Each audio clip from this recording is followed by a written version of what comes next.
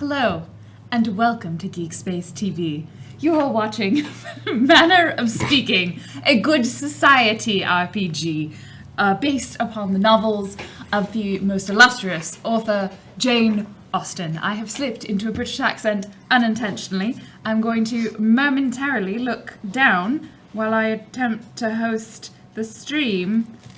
Geek Which you should as well. Yeah. Oh, stream foul. Hello.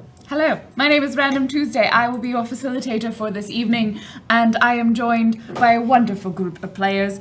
Thank you for being here with us. Thank you for joining us for the stream. For those of you who don't know what this is, welcome. You're watching a Manor of Speaking.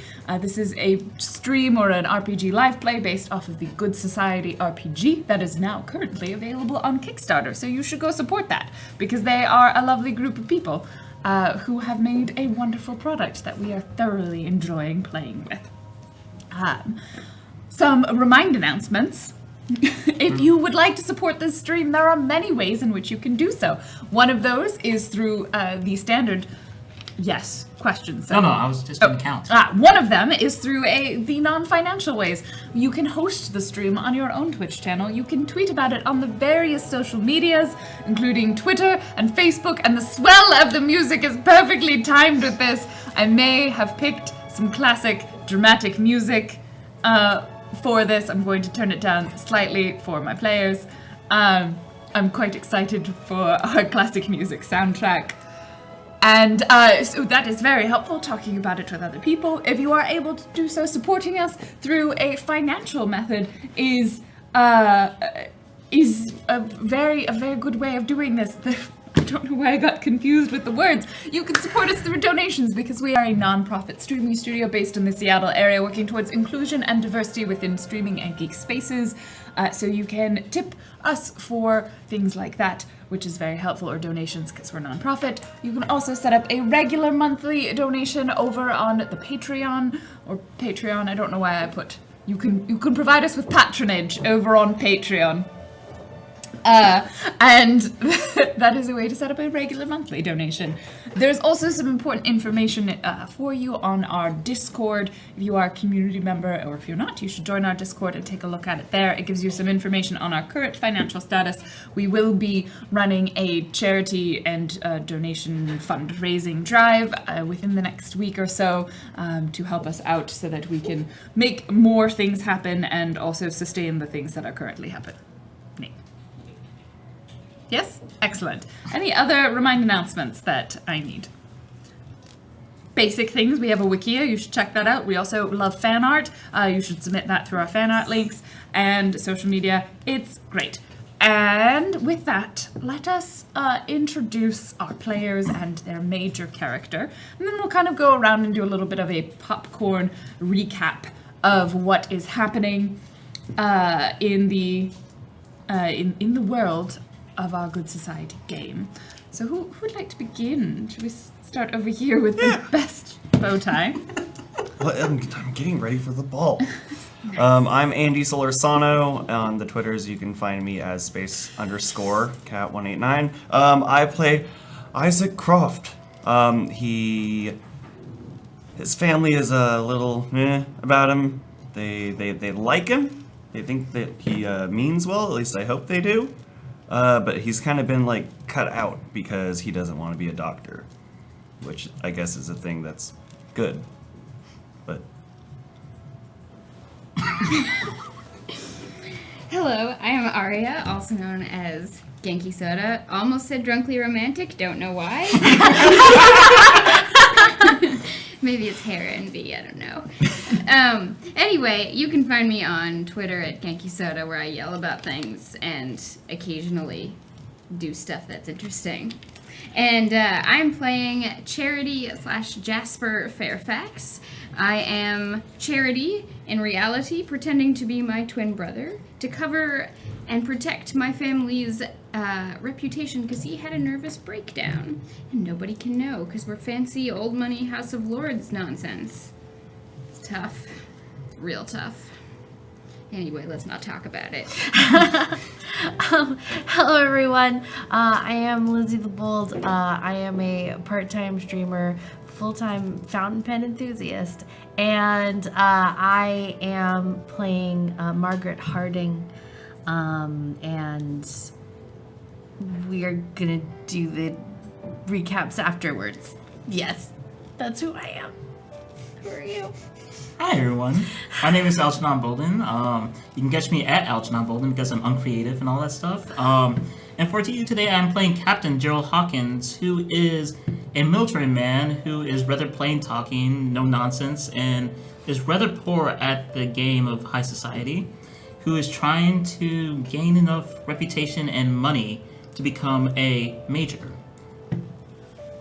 And I am your facilitator. I am also taking upon the role of Charlotte Spencer. She is an old dowager, the fine age of 37 from the illustrious Spencer estate. I am also known as Random Tuesday on the internet, and you can see me in a number of other RPGs as well. So, let us jump in with our recap of the events that have happened so far in the town of Daventry, within the south, sort of central portion of the United Kingdom, and let's remind ourselves of what happened last time. In fact, I think some of the most prominent news of last time was the revelation by a number of different characters of Jasper and Charity's true nature. So our lovely Margaret, having been former childhood friends with both Jasper and Charity, rather astutely determined that Charity was masquerading as Jasper and was perhaps displeased. They had a heart-to-heart. I would say not exactly pleased, but not as angry as perhaps she should be at the deception. Similarly, the sister of Isaac Croft, Agnes Croft, who had arrived in town to, one, check up on her brother, and two, perhaps, out of some sort of personal motive, have her brother remain in his current predicament so that she would be better off, also revealed that she knew that Jasper and Charity were one and the same in this moment, and made it abundantly clear that she was interested in the Lord Theodore Lockhart, Charity's OTP. It's hard out here for a pimp. Theodore Lockhart had also been inviting several people to the ball. There was much back and forth conversation. I'm not sure where they quite landed on the whole Charity might be dead, Charity might be eloped, Charity is definitely none of the above. Anything else I missed? There's a rumor that Charity's been really sick. Yes. And it is unconfirmed, but Charity might be in town, but possibly going to the ball, possibly not going to the ball because she's far too ill. Depends on how much trouble I get myself into. So we have the Lockhart family having their ball coming soon. We have Gerald Hawkins perhaps was a little bit too forward with the young Mary Spencer, his cousin, but also the niece of the Dowager Spencer, who does not have a liking for Gerald. In fact, has an extreme disliking for Gerald for reasons that are somewhat unknown. It was also revealed that the Lady Spencer would like Isaac Croft to either marry her niece or to marry Margaret, who is currently still sitting on an engagement, because the Lady Spencer wants to see nothing but the downfall of Gerald and his sad and lonely misery. Also, she revealed that she may have a motive for, through a well-placed monologue token, that the Isaac Croft is, in fact, her son. Dun, dun, dun. Josephine Bailey also showed up. She is of Jasper's promised and made it abundantly clear that she had high expectations for Jasper's interactions with her at the ball. Jasper/Charity's father also made it abundantly clear that he had high expectations for Charity/Jasper's performance at said ball. Edmund Croft is Isaac's father, is likely to continue having him be disowned. Yep. And Bertrand Croft, his uncle, left us with some excellent parting advice, which was... Yeah. Find yourself a dowager. And That's gonna go I'll so find one if you don't. I think that mostly covers... Did I miss anything? Anything people feel desperately important for themselves or their characters? No, you covered that. I have a deadline on my proposal. Do. To the answer. deadline of the proposal is the day after the ball. Yes. Narratively convenient. And that my ill father has written me out of the will if I do not marry. Then did we confirm that Agnes has access to the, or she is now the heir to the Croft family fortune? We have not confirmed that. It's just a rumor. It's not even a rumor. It's just something Agnes... Oh, what the? Typical. I think what she said is that as long as Isaac remains disowned, she stands to inherit the estate. Oh, that makes sense. Ah, She is the only other child, and women can inherit. unless. No.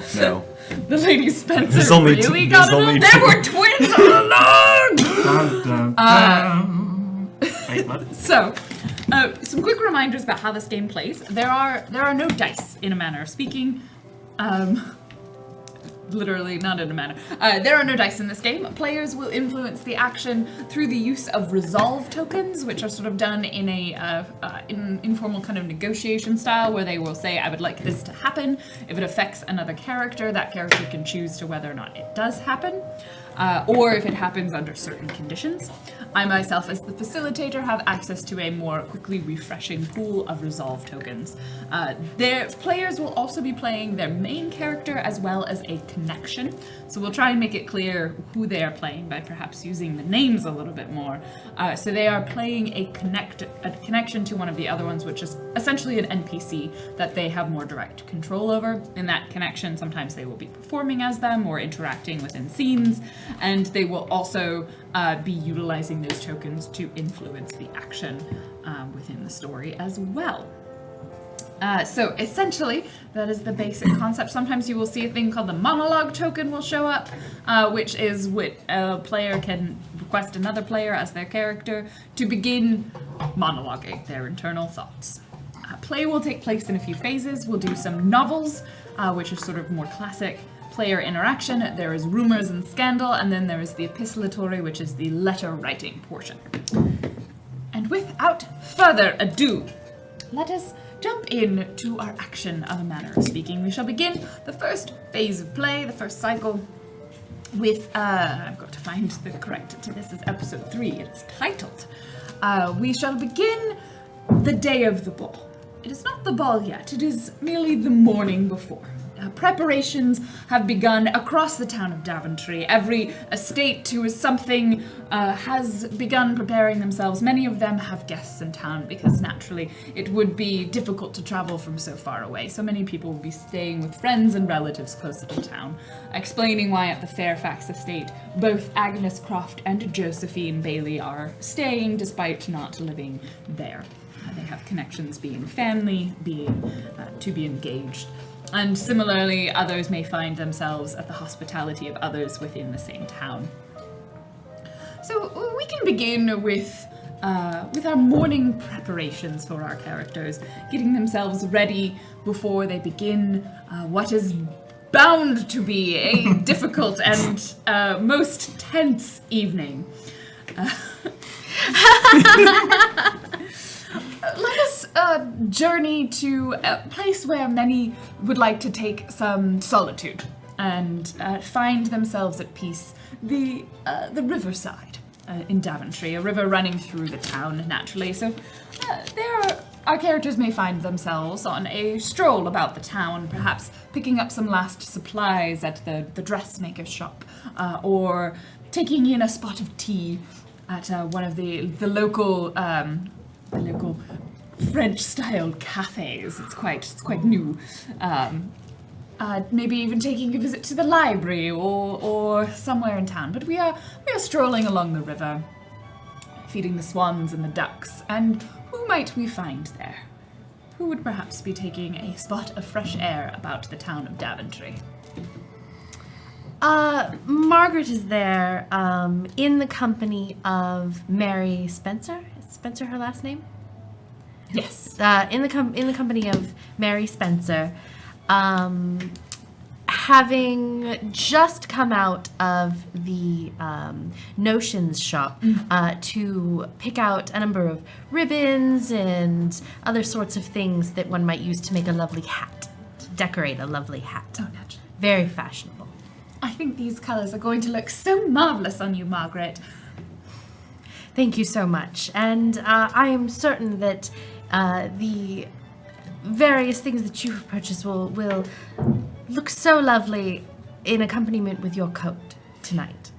I'm quite excited. The Lady Spencer, she has, she's offered me some interesting advice for this evening, and I thought perhaps I should run that advice past you to make sure that it was suitable. The Lady Spencer is old, and I'm not sure all of her advice is quite in keeping with the times. I can certainly offer what counsel I may. What was her advice? She said something. I'm going to attempt to imitate her. Have your neckline as low as possible and lean over so the young men cannot keep their eyes off you. Oh my. Lady Charlotte is quite forward thinking. I would perhaps caution against excessive forward leaning. And I think the neckline for your dress is most fashionable and appropriate. Right. I don't think as wise and learned as the Lady Spencer is in many things, I think perhaps you would not be very interested in the sort of attention that such behavior would That was perhaps my invite. concern. But I only have so long before I have to leave Daventry, and I've found it quite nice here. I was hoping perhaps I might have a better reason to stay. You are considering, you are to be pulled away soon? Well, after the summer is over, I'm sure my parents will want me to return to the city to meet eligible men and such. Yes, that is generally the way of things once you are out in society. But I do quite like it here, and I've made such good friends. And she takes your hand and just sort of looks at you fondly. Margaret links elbows with her as they walk and carry their purchases. So the other advice she gave me is to pretend to fall over when you're dancing so that the men feel they must save you. But I'm rather clumsy, so I don't think I'll need to pretend. Well then, I would say be yourself, and the truest version of yourself, and certainly that should be enough for anyone you would want to catch the eye of. Though the other day I did hurt Sir Gerald so. No, I guess Mr. Gerald so. Mr. Hawkins so. Oh yes, I recall the injury to his dancing ankle. I was mortified! I clocked him in the ankle with the croquet mallet! An honest mistake, and I'm sure one that he has already forgiven you for. He does seem to be quite, fond of you. Is at that moment, in the background, that you see one Gerald Hawkins with a cane, walking, leaning slightly against Isaac Croft. Are you sure I'll be okay tonight? Yes, I'm sure you'll be fine. I'm on a cane. How can I possibly dance on a cane? I'm sure you can dance with a cane. How? But We can make something up. they already think me a country bumpkin and a fool, and you want me to kick up a new dance? What shall I call it? The can-can? sure people make up dances all the time. Rubbish. We'll practice. Out here? No, it's ridiculous. When we get back. Well, if nothing else, it was good to allow me to see you again. It feels like since the war, even though we're only miles away, we barely speak anymore. Yes, well, things have been busy. So I say, I've been trying to become a major and you a cook. Well, I am a cook, but a better cook, I suppose. I mean, the general always said to go with the heart's desire, but I believe he meant for us to go along the chains of war and become better soldiers, not chefs. Especially French chefs. Why French? Couldn't you have been a good man and Irish, maybe? An Irish cook? An Scottish Irish cook. Have you had their food? Fair points. But the French? Yes. It's simple and easy. 90% butter. And yes, it's mostly butter. Plus, moving up in ranks in the military, I'm pretty sure I'll survive a little bit longer as a cook. Or I'm not chef. so sure about that. I've seen the looks that your cousins have been giving you. I'd rather receive those looks than a bullet.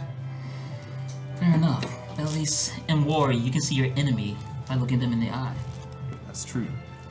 Mary, is that Mr. Hawkins that I see on a cane? And Oh, no, goodness! I'm Mr. Hawkins! Oh, no. And Miriam immediately runs over. Mr. Croft! Mr. Hawkins! Oh no, you're on a cane! It's just precautionary. Have you met Sir Croft over here? He used to be a doctor in the war. Yes. I believe we have met. Well, he says that if I keep my weight off of it and I apply this interesting substance every 2 hours, I shall be right for dancing by this evening. Yeah, it's a simple tincture. Mr. Hawkins, Mr. Croft. Lady Harding? Quite the impressive man to have come up with that all on your own. Yes, I'm sure I didn't do it all on my own. Just heard rumors spread around, just things that you pick up, you know. He's underselling himself. So are you a cook or a doctor? I dabble. In In doctoring food? Yes, I guess that's a way that you can put it. in cooking medicine. Well, that's where it gets a little bit more complicated. But I'm sure you don't want to hear about it. It's rather dull. But what brings you ladies into town? Well, what brings anyone into town? We were simply readying ourselves for the evening. Yes, us as well. I have to get I a. got a new ribbon. Really? May I see it? She like leans over, the rifle's in her back, and then it all just sort of comes piling. Oh, Mary! Oh, Ed tries to help her gather all her things again. And at this moment, Isaac's going to trip and fall to trying to help out Mary and collide with her. All You right. take this. They collide. We Okay. can decide how the. Just like clumsily bump heads. If you're all right with this, she may accidentally elbow you in the face. How bad? No, not badly, but maybe a slight bruising. Okay. I've seen worse. I was in a war. Oh, goodness! Oh, are you all right, Mr. Croft? Oh yes. Oh, Mary, you really should watch where you're going. I'm so sorry. Oh no, that's. Are you all right? And she like gently touches your face. Oh no. Oh, I'm thank sorry. you. No. It's okay. It's better Should than. we go to the butcher's and get you a cut of meat to put on it? I've heard that's what you're supposed to do. Yes. Why not? No, I'm sure you're all right. Mary, it is perfectly fine. Sir Croft has taken many a hit in the war and came up all the better for it. That's just a greeting where we're from, right? Yes. We do that to each other all the time. a very strange manner of greeting. Well, it's A wonder French. a wonder with so many knocks about the head that you have maintained your current level of mental faculty. Indeed. However, you know what they say about us Englishmen. What is that? we can take quite a beating. I'm sure that is the case as well. I'm so sorry, gentlemen. With my deepest apologies. I hope I have not done any lasting harm. And I hope to see both of you at the ball tonight. Perhaps you'll be willing to risk a dance with me. Yes, For you, anything. that would be nice. Well, It's much riskier for a dance with me than with you. Shall we be off then?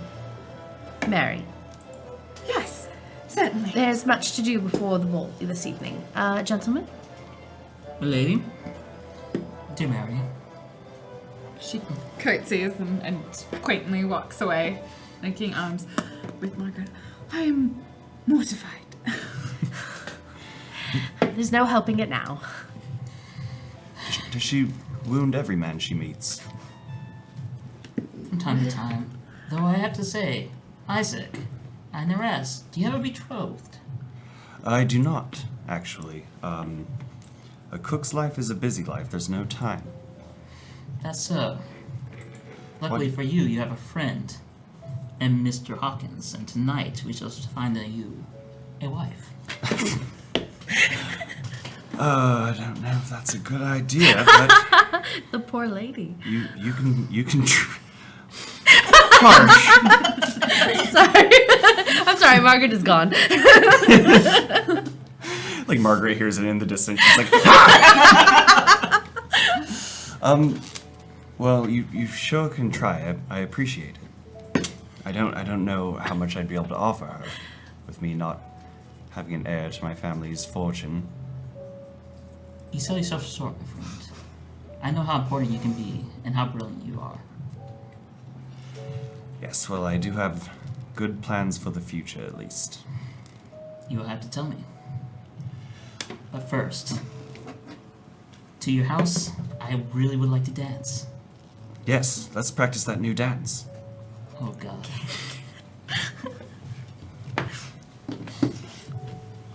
All right, and then we go. And then you go. Excellent. I think that will end our first novel chapter, which will bring us to the rumors and scandal.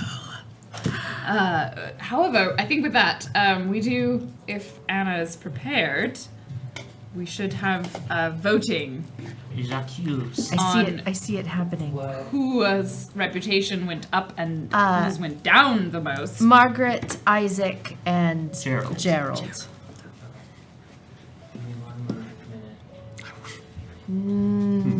My favorite part, the rumors.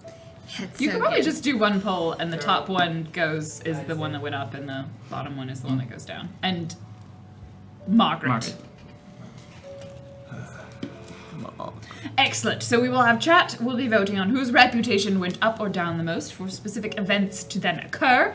And in the meantime, we shall begin the rumors and scandal phase, which is where players can create or confirm a rumor. They can, in the first round, everyone will go twice, they create a rumor about whatever characters they, sort of our main characters, and then in the second round, they can create any sort of rumor. Excellent. I will begin, as is tradition for the facilitator to start us off. I lost my mouse. Where did it go? Oh god. We need a mousetrap. Oh, there it is. Huh? I said, do we need a mousetrap? No, I think I'm okay. I just I couldn't find it over here. So, I will begin by starting. I think we've got some confirmed rumors on here. So I am going to start a rumor about.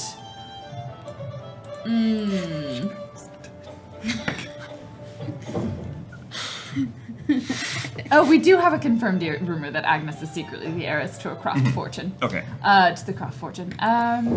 Going to start the rumor that,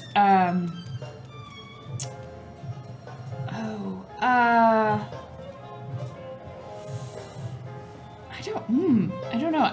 I don't know if I have a good one.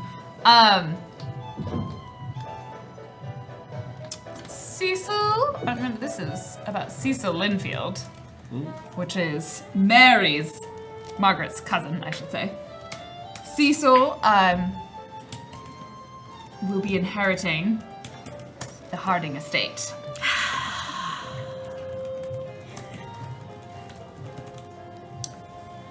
And he's looking for a wife at the ball. But mostly he is set to inherit the Harding estate. Which direction? Should we go this way? Sure, I'm going to confirm one actually. All right. Which is that Charlotte is gravely ill. Oh, with old age. But of course. She's sick with the old. It's on page 2. Second to top. Thank you. Lady Charlotte is very ill. Excellent. She's turning gray. Oh no.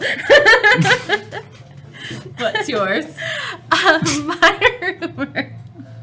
I'm going to start a rumor. Sorry. You're looking right at me when you said it. Oh no. I'm going to start a rumor that Isaac is not really trying to be a chef. He has actually become a spy. For the French. A French. Oh no! Jacques! Oh no. I mean, who would seriously give up all of that to become a chef? Who would give up all that to become a spy? Someone who likes danger. The French are I know, clearly yeah. paying I'm you just- quite well. Isaac is just a thrill seeker. It He's happened during addicted. the war, right? You were there. Oh, you traitor to king and country! I have to confirm that rumor. Sorry, people. I just yelled it right into the microphone. Thank you. Oh no! I'm gonna get you guys. All right. I couldn't think of anything. That's wonderful. So evil. I had a rumor and everything, and now I don't remember it because of the absurdity. Where did it go? Where was it? I saw it. And now it's gone. How about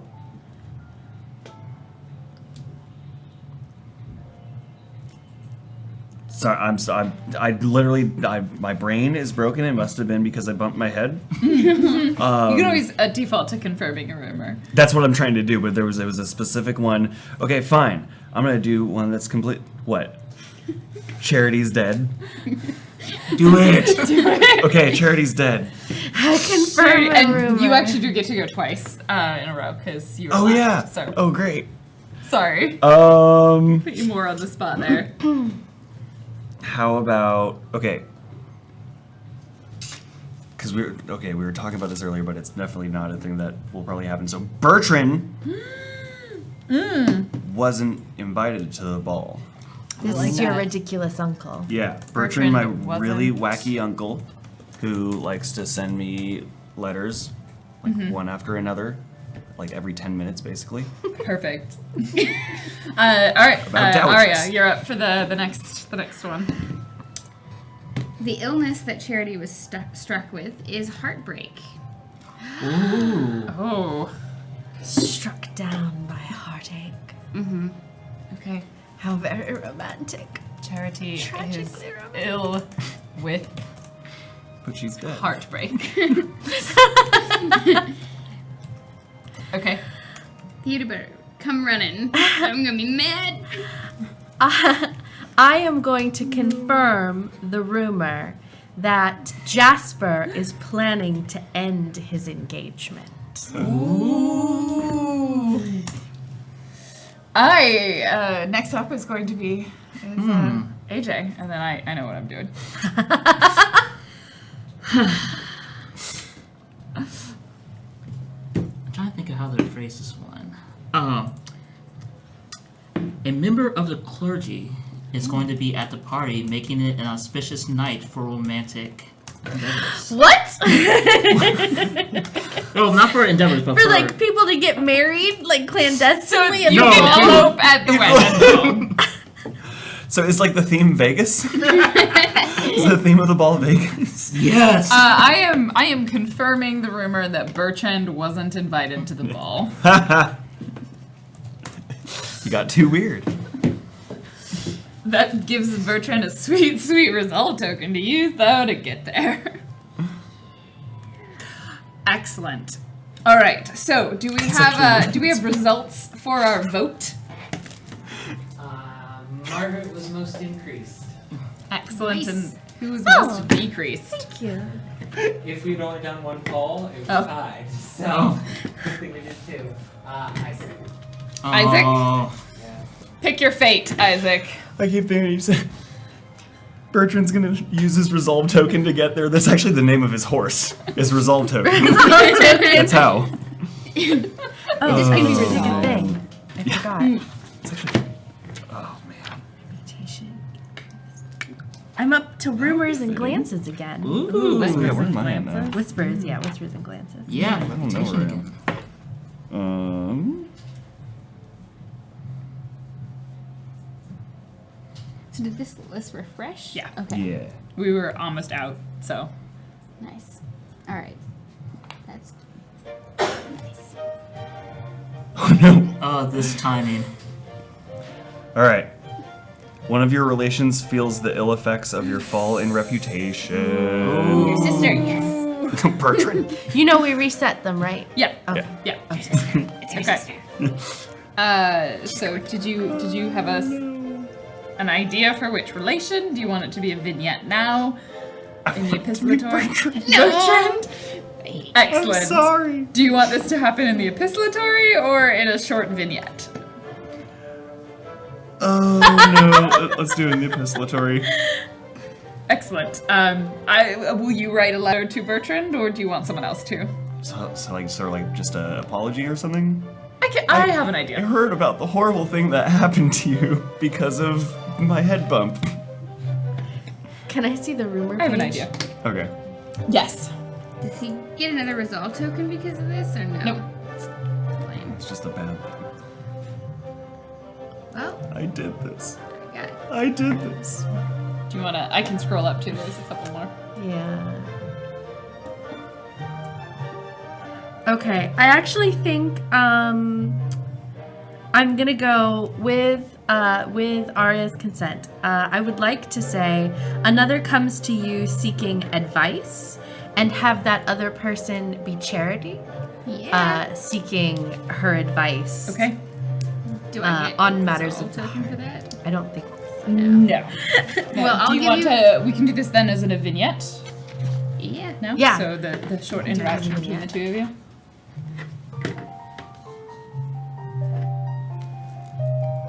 So how would Charity come to Margaret? Let's see. Probably I would have invited you over to do some dancing practice. Maybe just to like have a dancing practice group and take you aside. Maybe into the kitchen where nobody will be listening, right? Yeah. I'm busy. I'm busy fixing my tie. Okay. So we enter into the kitchens together and find a spot where there aren't a lot of servants circulating. What is it? What was so urgent? I have a confession. A confession. You must never tell another soul. All right. You have my word. I sent a letter as Agnes. As Right. as Agnes, as the sister to Isaac Croft, Agnes. Yes! For why? Charity, why would you do such a dishonest thing? She knows my secret and wants to destroy me and steal my love. Wait. I was overcome with emotion. Wait. Steal. Wait. My tiny lady brain. Charity, steal yourself. You're right. And she puts her hands on Charity's shoulders. Jasper's shoulders. Charity Jasper's shoulders. One of the like cooks or servants goes. Steel yourself. Rumor starts. You sent a letter as Agnes. To whom? Theodore? Charity, are you in love with Theodore? I think the time for us to keeping secrets from each other has long passed. Well, it's hard to say, okay? Emotions. Do you wish him to make a proposal to you? I would be overcome with joy if that were to happen. What did the letter say that you sent? Much. Charity. It was about 1,000 words. Not much. No words. I mean, a picture is worth 1,000 words. A picture? A picture of what? Her and him and a horse and not that many clothes. Charity! Has he received this letter? I hope so. Charity, no! Charity. How do This- I make it right? Oh, by going back in time and not having sent it. Oh, Charity, I don't know. Oh, perhaps. I happen to know one of the servants who works in the, what is Theodore's last name? Lockhart. Who works in the Lockhart household. She is friends with my chambermaid, and we have had acquaintance. We have had a chance to speak, and perhaps I can have her try and intercept the letter. There are much better ways to go about trying to win Theodore's heart, Well, other this than was- slandering poor Agnes, who seems very lovely. She might be the worst. Like Team Agnes. I thought she was lovely until she threatened me. While I was enjoying my walking privileges of all times. So then she knows your secret. Yes, and this is why I need your help. No one can know, but Theodore must know that I am here and that I need to see him. Charity, what would Theodore think if he knew that you sent such a letter? And in the name of someone else? He must never find out. All right. Then I think I have an idea. I will try and do what I can to intercept the letter. And at the ball this evening, perhaps Theodore and I will have a quiet chat.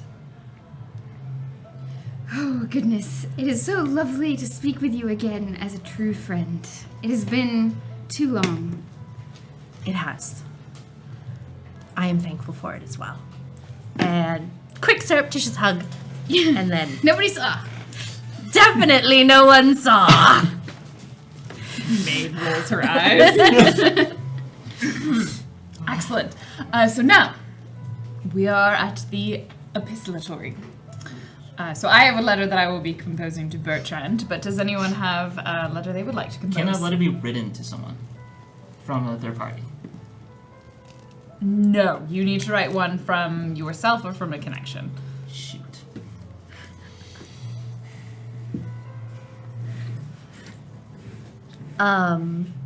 I'll write a letter to, using my humble origins, commoner courtesy, to be fast and hand delivered to the servant in question, just asking that she keep an eye out for a letter to Theodore from Agnes Croft, and if she could perhaps surreptitiously make sure that it does not arrive at its final destination, and instead either makes it into the fire or into Margaret's hands. She would appreciate it.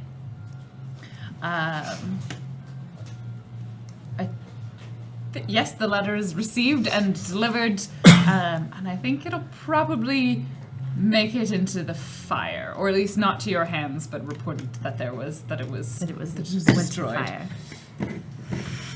It was not destroyed. Muriel Use definitely the wasn't token.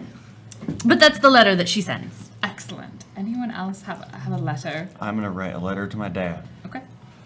All right. Okay. Dear Father, despite what you may think, and with the ball coming up and everything, I am not out to tarnish the name of the family, and I do not plan on doing anything irrational at the ball. But I do need to talk to you in private about a very serious matter. And I won't be asking for anything that is too outlandish. But I do need a favor. Also, I think something might be going on with Agnes because I heard strange talk from the kitchen. I couldn't hear it really at all, but I heard her name.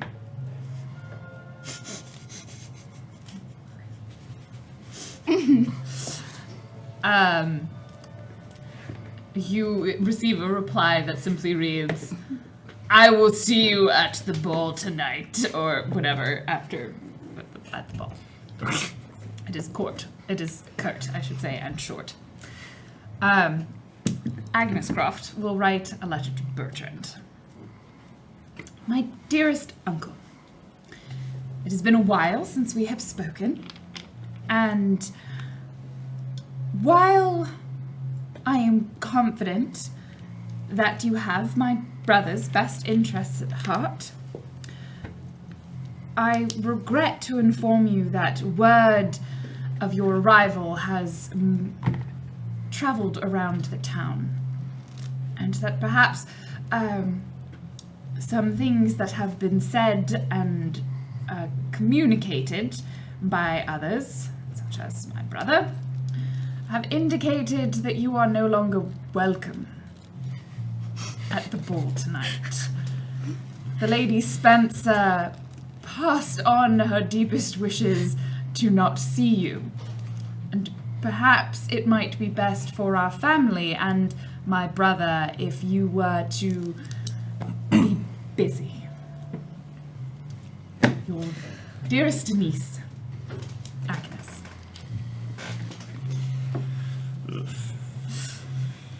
I have one. This one's actually going to be sent to multiple people. It's going to be sent to Isaac and Edward and a couple NPCs who are also part of their regiment back in the day. To the members of the Intercontinental Artillery Platoon 172nd from Captain Gerald Hawkins. ICA. Yes, I got that. Brothers. The Ica platoon. Of Ica. Is one of the people you're sending it to named Conrad? I'm leaving. Lieutenant Conrad. Fellow brothers of Ica, the time has come once again for most lavish of balls. We know that we are a fellowship, a brotherhood that can extend far beyond blood. As Sir Dean did for me, and to get me into society, I too shall lend on this noble venture to bring one of our brothers, Mr. Isaac Croft, to another next level. We shall find him a wife tonight. Men, this is our top priority, our number one mission.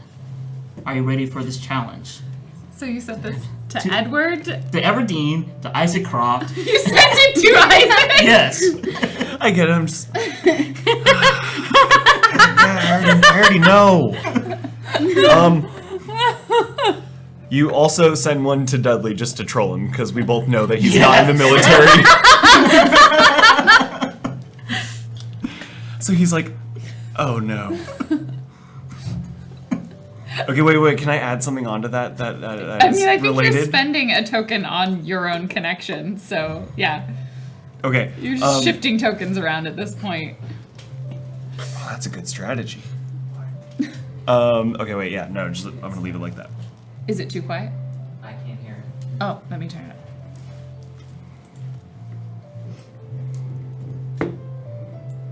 No, I can't. Gerald is the great-grandfather of Conrad Jr., best boy. Oh my god, we're crossing the streams!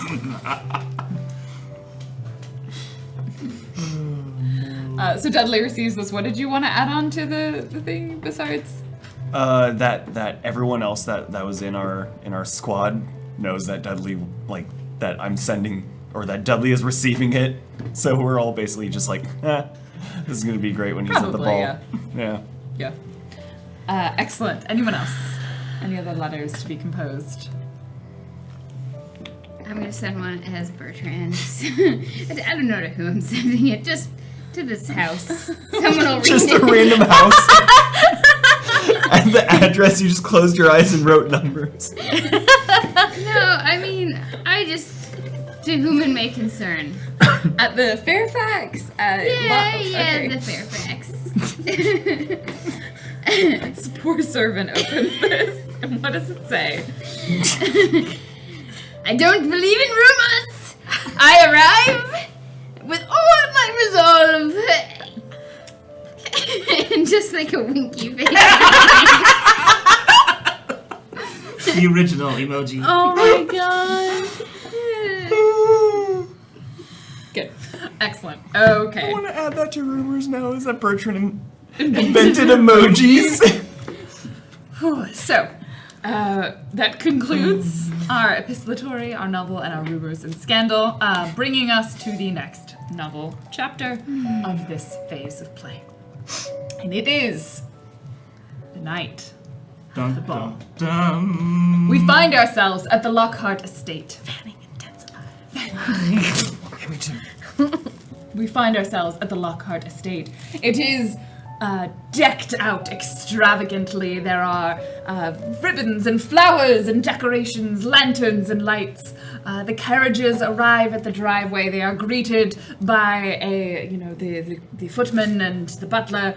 The maids and all of the servants are there to provide everything that the guests desire. There are light finger foods for eating for delicate individuals and refreshments to be served, and a large dance floor in their ballroom. A live band of musicians, probably classical musicians, piano and whatnot, violin, are in the corner setting up as the kitchen busies itself and the guests begin to slowly arrive. So perhaps we should describe each of you as your characters, and your connections may or may not have invitations, but it would be up to you to decide at what point in this evening do you arrive at the ball. Do you arrive early? Do you arrive late? And so on. I'm gonna actually start with Theodore because he's the host. Excellent. And Theodore is already there. I'm gonna Where's actually he not? pluck one of the tokens from the confirmed rumors. And as people arrive, they are handed a ribbon for remembrance of those lost. As he has received some very bad news in the post. Charity is dead. So what does Theodore do? He is the servants have been instructed to give out a little ribbon to tie around a part of your outfit for remembrance of those lost. He doesn't say whom, just that for lost and departed friends. He is also yet to be seen this night. Oh, so he is going to. He's gonna arrive either fashionably late, but the rumor says Lose perhaps himself. yeah. But some are whispering that he's in mourning, so he might not come out at all. How tragic. Isaac's already there because he made the food. Isaac is in the kitchen. Yes. So I'm making typical sort of French style food. Really French? French. Sauces, man. Sauces. It's all about those sauces. So yeah, just And typical. how better to spy than in the kitchen? Typical. That's a good point. So typical French sort of like finger food. I don't know if the French are like Mille foie? super. Yeah, there we go. That one. But one of them that Isaac made himself. That is basically what we now know today as hot dogs wrapped in croissants. But it's like a fancy version of that. Le croissant The croissant. avec sausage. Not like a Vienna sausage or anything. It's just it's like it's a good one. It's a good sausage. Isaac is a mess. And he lost his tie. Jasper / Charity, how and when do you arrive? I am still at home, trying not to freak out. I have heard the rumors of my demise, and for a moment I was really heartbroken, and then I remembered that I'm Charity, not Jasper. It's getting a little confusing. Though I do feel maybe a bit ill. All the stress is getting to me, and I'm pacing back and forth, trying to remember the dance moves to all of the different things. Your father is coaching you to calm yourself, Jasper. Right, yes. Any chance I could get some brandy? I am worried that you would have a careless slip of the tongue. Fine, fair, yes. Alright, let's practice some more. Anyone here I can dance with that I haven't danced with yet? It's probably just you and your father and like a servant in the room or something. Yeah. So he calls over the poor maid and she's like, guess I'm doing this. Yeah, and nervously, because I'm freaking out, I try to make flirty eyes at her to be like, thank you, but it comes out way too lewd where I'm like, yeah. Alright, sorry, let's just dance.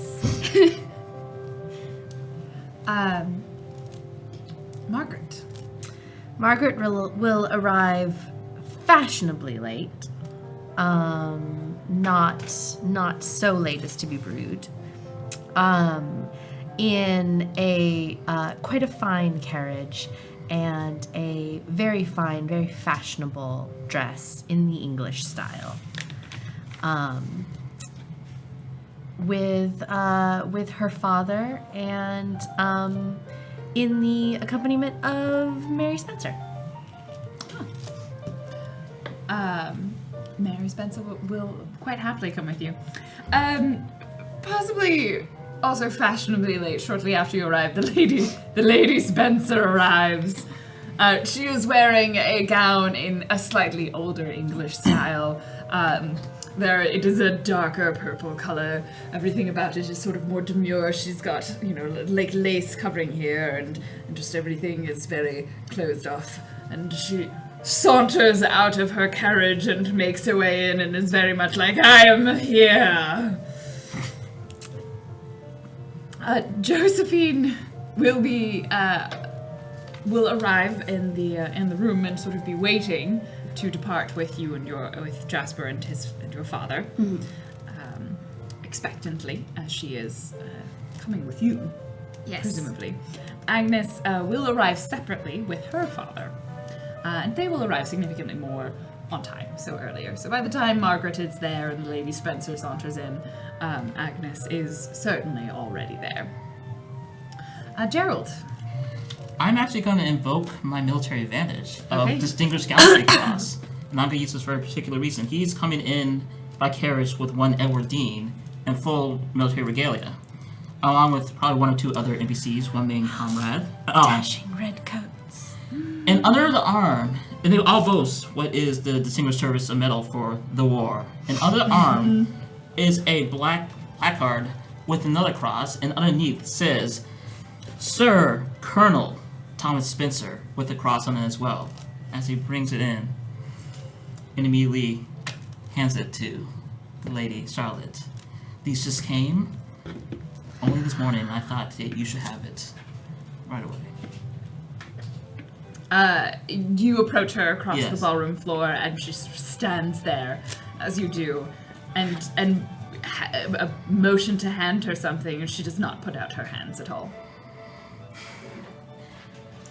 I know you don't like me very much. That is an understatement of the greatest kind. I loathe you. Your husband saved all of our lives. He was a hero. I am well aware of what he did. Can you at least respect his honor and take this? For the Colonel, please.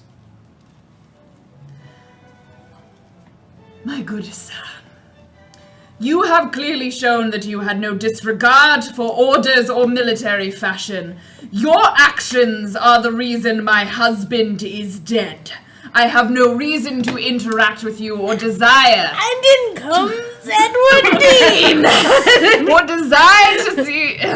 Lady Charlotte Spencer, so lovely to see you, looking as absolutely radiant as always, ma'am. And he bows with incredible oozing charm and politeness, offers his hand to take hers, and politely kisses the back of her fingers before he rises up to let her go. And I see, and he takes from his friend the plaque that they have brought.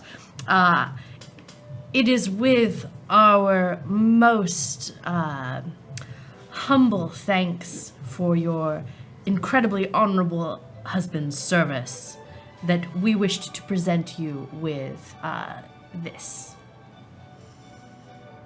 token. Thank you. She motions to like her servant that's standing yes, behind them. To this servant. Thank you so much for your incredible graciousness, as always. As always, Lady Spencer. A pleasure and an honor. Nice. Spencer. She pointedly only looks at Edward when she says this. Have an excellent evening. Thank you so much. And then he takes his friend, claps him on the back. Shall we go find some ladies to dance the night away with, friend? I suppose, since your Baroness is not here, and I cannot find out what she has possibly heard about me. All right. Monologue. Gerald. Ooh. This one's actually going to be a background from the war. Flashback. There are bombs in the air, rockets going on. It is at dusk and there's smoke everywhere. By him is a dying... More like cannon fire. They didn't have shelling until like the 1900s. Rockets! They actually have rockets. Lasers! Use force and shock and awe tactic. Yes. Elephants. Rockets, lasers. Yeah, go for it. It's the war. Yes! War! Right, it was like basically the time Riding like the time in on warp his from Doctor attack Who. tiger. Sorry, continue. future past. You There's were a being very TARDIS. serious and we have completely derailed your mood. Please continue. This is not long after the Colonel has just recently expired, leading a daring charge from the cavalry unit. There he goes, the man who taught me everything I know. He saved my life. I don't know what I can do now. Like, no one's gonna believe me that he did so happily and graciously. And what is a man of honor if he let his commanding officer die? And his wife, she's a lovely lady. She has had nothing but the highest regard for the entire unit. I cannot let the rest of them actually deliver this news. It would make them see worse of her for it. She would think that they were cowards or fools when they were just surprised and scared when the Colonel was doing what he could and died. Maybe it's perhaps best if only one of us comes out the fool for this. Shoot. I'm never gonna make major after this, but this is what the Colonel would have wanted. To the esteemed Charlotte Spencer, with regret, I must warn you I performed a misdeed in the foot of battle. ... And that's where I'll end that. I want to use one of my advantages to arrive at the perfect time. So, right as sort of all this tension is breaking and maybe the music is starting, people are going to start dancing, the doors will swing open with a nice breeze and some snowflakes flutter in, and me and Josephine will just... March, whatever, I thought it was... Those March snowflakes. It's magic! I'm secretly Elsa. I think we one year had snow Okay, in they're March. petals. They're It flower was petals. awful. The cherry blossoms. Oh, yes. Anyway, I'm wearing my lovely purple Oh! ascot. And Josephine has a lovely purple dress that I gave her. We're showing off how much money we have. Because purple's expensive. Beautiful coordination. Yeah. Oh, yeah. Josephine, saunters in elegantly on your arm, effortlessly moving through the doorway, breaking the tension, greeting the guests with her effervescent bubble. And I'm just being like, everyone, have you met my darling Josephine? At that point, the Lady Spencer will come over, having huffed away from these men, military men, like, Jasper, it is so wonderful to see you. I'm glad the rumors are not true. Of what rumors do you speak? She sort of glances over at Josephine and then back at Jasper. I'm just double checking if this one... Yes. It is a confirmed rumor. Uh-oh. Oh, perhaps I should speak to the Lady Josephine in private.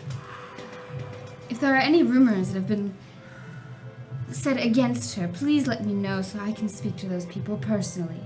I know there are those who are jealous of her grace and beauty, and I will not stand for anyone to say an unkind word against her. Perhaps you should have a good conversation with yourself in the powder room, then. I'm not sure I understand. Just sort of fans herself, and then, like, anyone who can see behind it, she's clearly smiling. She loves this. Well, the rumors that you were calling off your engagement with the Lady Josephine, of course.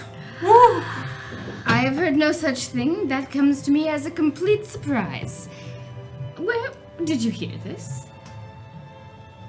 You know how quickly word travels about town, but there were... I'm going to use a resolve. No, I'm going to use the resolve token on that rumor. Please do. Josephine, hearing all of this, is so struck. Her eyes begin to tear, and she begins to make a scene. You were going to call off the engagement with me! And the Lady Spencer is just starting to... She's like, well, I had heard of letters coming from your house regarding feelings that were not just platonic, regarding love and romance with someone in France. You're seeing a French woman, and she dreams away into the ballroom, tears rolling down her face, and at that moment, Cecil, your father, not Cecil, Cornelius Fairfax just walks behind you, and you sort of feel the presence of him. I'm gonna just run after her, whipping my little handkerchief out to dry her tears and let her know I would never lie with a French woman. She takes it and dries her tears. I don't know if I can trust you. I can hardly approve of my sister being over there learning that disgusting language. I would never dare to insult you so. But your friend, he is a French chef. That is... I've heard he's a spy. I am so sorry that the games these silly people play have had such an effect on you. They are no friends of mine if they do this. What other reason would he have to forsake his family's fortune if not to spy on us for the French in the war? I can hear that. And why would I have a spy in my house, darling? You know how I feel about the French. I would have gutted him Because like a you're pig. clearly in love with some trollop. I've never even been to France. How would I have met a French girl? I'm sorry, my darling. Let us take a walk together in the garden and Just enjoy the night air. You're so different from the last time we met. You've changed. Military school does that to a person. You used to be kinder, gentler, and now you're threatening to stick pigs, and I don't understand. I'm gonna use a resolve token off of Mr. Edward Dean, who, as he was escorting his friend away from Charlotte, overhears all of this commotion because how could he not? Oh god. Not And- being quiet. Sensing a beautiful woman in need of rescue. Edward Dean, in his full red-coated regalia, comes up to the pair of them. Excuse me, ma'am, you seem to be in some degree of distress. Is there something is this gentleman bothering you? I'm not sure I know who this gentleman is anymore. Well, we cannot have a lady so fine as yourself off here ruining your countenance with tears of sadness. Perhaps I could do something to improve your situation. I'm just gonna take my fan and put it in front of his face and just be like, listen, she's in a right state right now and do not do anything to make it worse. I'm sorry, are you trying to make decisions for me? How dare you try and tell a woman what she can and cannot do, sir? You are no gentleman, milady. Only a Perhaps truly sick dance. man would come in at such a moment of distress and try to make it worse. Edward Dean. Gerald was Gerald saying. At this point, the Lady Spencer just sort of calls from across the room. Oh, goodness, Jasper, I didn't realize you were such a controlling cad. She's evil. She's such a shit. The Pearl's Widow is actually evil.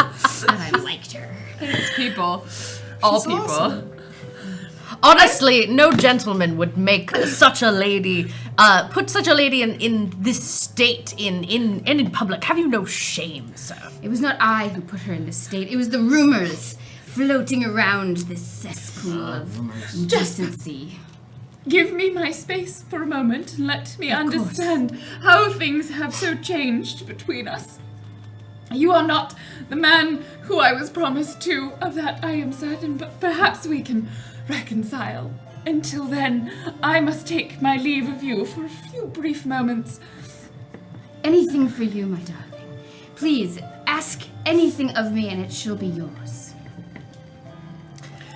Perhaps you would like to take a turn in the night air, my lady. That seems like a good idea. Your name, good sir? I am Officer Edward Dean. An officer. You will be there to catch me should I faint. I'm feeling rather faint, won't you? Of course, ma'am. And he folds her arm around his elbow, places his hand upon hers, and escorts her, oh so elegantly, out to the garden. Can I spend a resolve token to have my father come and just like tell that guy off? Yeah. We can spend a resolve token on Cornelius. And have Cornelius take Josephine aside and try to comfort her and let her know that the war and the experiences in military school are just simply not kind to Jasper, and he just needs her gentleness and patience. So Edward and Josephine get a little way away, and Edward feels like a hand on his shoulder. Good sir. And Sir. around, and he sees Cornelius Fairfax. I am not sure we are acquainted, but you are walking with the young lady who is in my care. I was unaware that the lady had a chaperone here. I promised her father to take good care of her, and Josephine, I am so sorry, and he begins apologizing to her. Thank you for your kindness that you have shown her. Edward turns pointedly towards Josephine. Milady, are you comfortable being left in the care of this gentleman? Mr. Fairfax, Lord Fairfax, has known my family for generations. I think I will be fine. Perhaps we can have a dance later. I would be most delighted. I would be... Oh, I'm sorry, sir. Perhaps you should get yourself a libation. I would be most honored to have a place on your dance card. Sir. Dance cards. Are they literally a thing? Are Yeah, they actual literally, Yes. you had a dance card. They listed all the dances. You put the names on there. That's what you're stuck in with. Edward. And Edward oozes his way off. Oozing's a good word.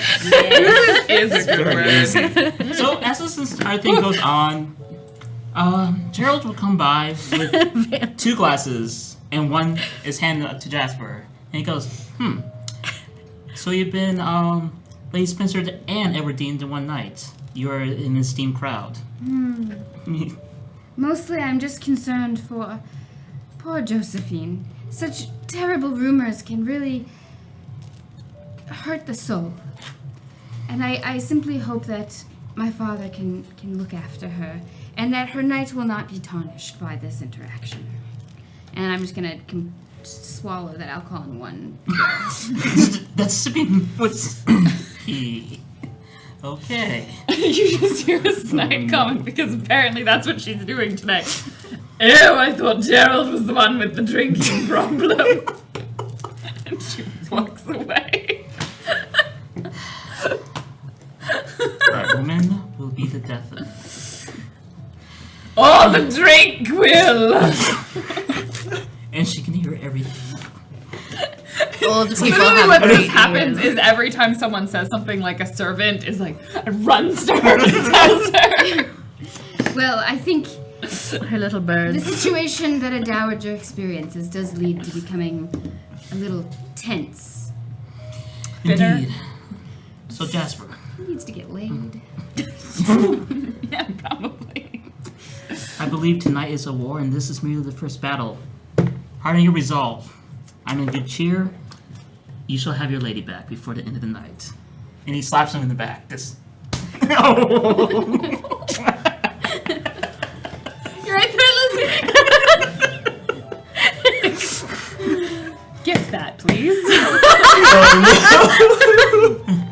I'm just gonna Someone's start gonna have a rough coughing. ride home, is all I'm saying. I would like to use a monologue token. Let's hear it, Jasper. Me? Yeah, you. Oh, goodness. All right. Oh, sweet baby Jesus. Little baby Jesus. Show me your mercy.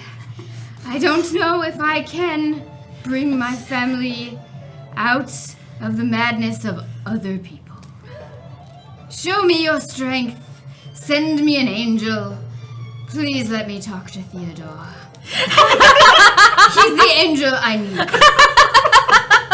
Oh, baby Jesus. Specifically, baby Jesus. Adult Jesus had more problems. With that, I am going to spend a resolve token to have Theodore come down the stairs as Jasper is standing in the hallway, eyes closed, with a momentary prayer to the baby Jesus.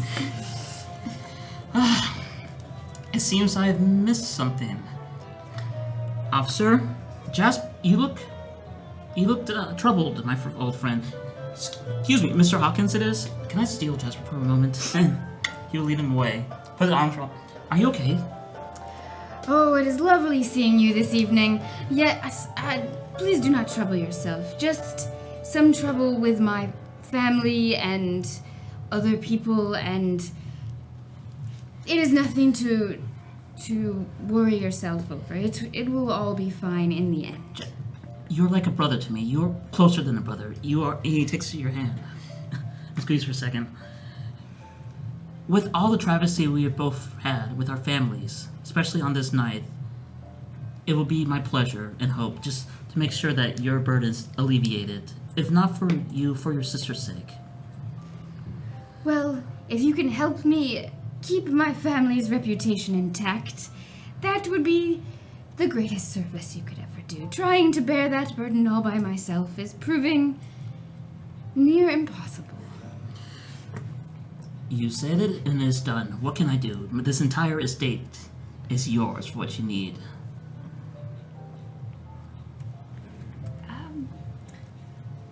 Well, Ooh, some shit's about to go down. God. As you know, there are a number of people staying at my house, and At that moment, no. Agnes Croft walks over. She has been watching some of this and has been fairly quiet. In fact, she is not the one throwing shade. The Dowager is trying very hard to not appear intoxicated. Jasper. Mr. Lockhart, or Lord, I think.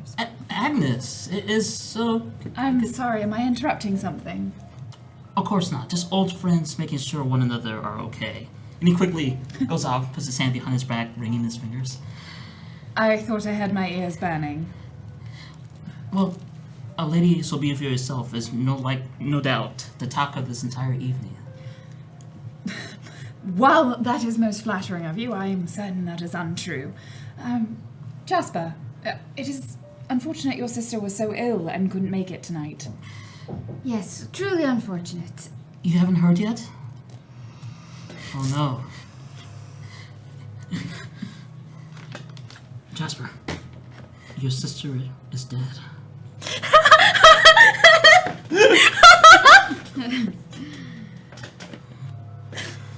Right. I only heard the news today, and Who sent you this news? it was in a letter, in fact. I was looking on the shipment container for Belgium, and the ship sank. I lost over 20 stone of dear chocolates that I was going to give as gifts to various people around London, and it had a manifest of those lost in the ship, and one was 1C Fairfax. See? And there's only one charity in the world, and I just knew, I felt pain in my heart.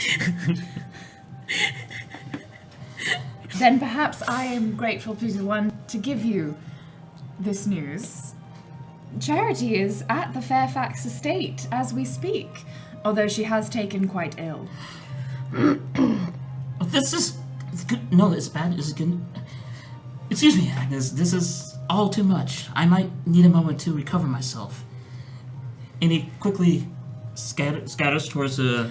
Before he goes, she's going to say, not to give you a moment, certainly, but perhaps I could put you on my dance card for later this evening. But of course, honor takes that you should get... Didn't I promise the first dance? Whatever is best for you. You are a lady of honor. I try. You'll take her hand and kiss it. Well, this is great.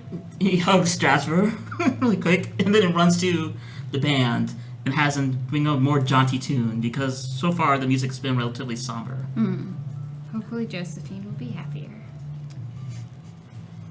And I'm going to turn to Agnes and say, you know, I'm not sure we have had the easiest of acquaintances, and I would like to put that behind us, if possible. Or at the very least, if you could try to bring some comfort to your dear friend, Josephine. I know you two had been close at some point, and it seems that the rumor mill has troubled her unduly, and I know she would appreciate kind words from an old friend.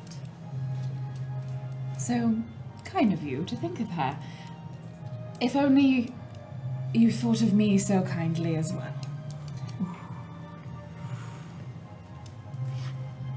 I'm sorry that it has been tense between the two of us. Your brother has done me a great service over all of these troubles with my family, and I felt a little attached to his sense of well-being and state of mind. And that... It seems odd then you would address a letter from me to another person. Oh no. Oh no. I'm not sure I understand of what you speak. I have it if you'd like to take a look. To jog your memory. It seems that though Charity took quite ill, she was still able to demonstrate her best knowledge of anatomy. Perhaps my brother's tutelage was useful after all. Oh, snap! Oh no.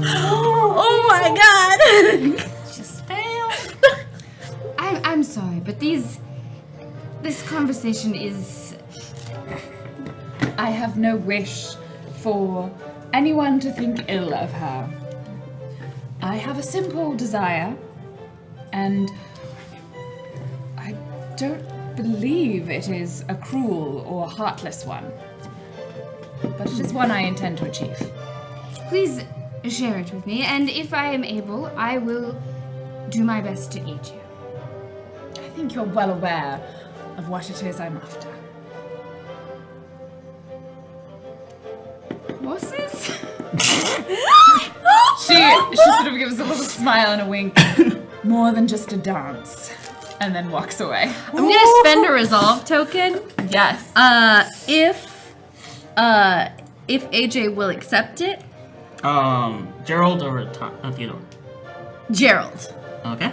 If Gerald will accept it. That Gerald at that moment walks out from behind the pillar where he was this entire time. Give it to me, girlfriend. Well within earshot of this whole conversation. Wait, who is this, Gerald? Sure. So wait a second. Do I actually know then that our dear Jasper? No. Just that. Never just said heard- anything specific. It was You just heard that Charity has sent a letter, and also that there's an insinuation that Charity is screwing Isaac. That's probably the more important part. I say. Whether you engage in this conversation or not is up to you, but you've definitely now heard it. Cornelius is getting so mad.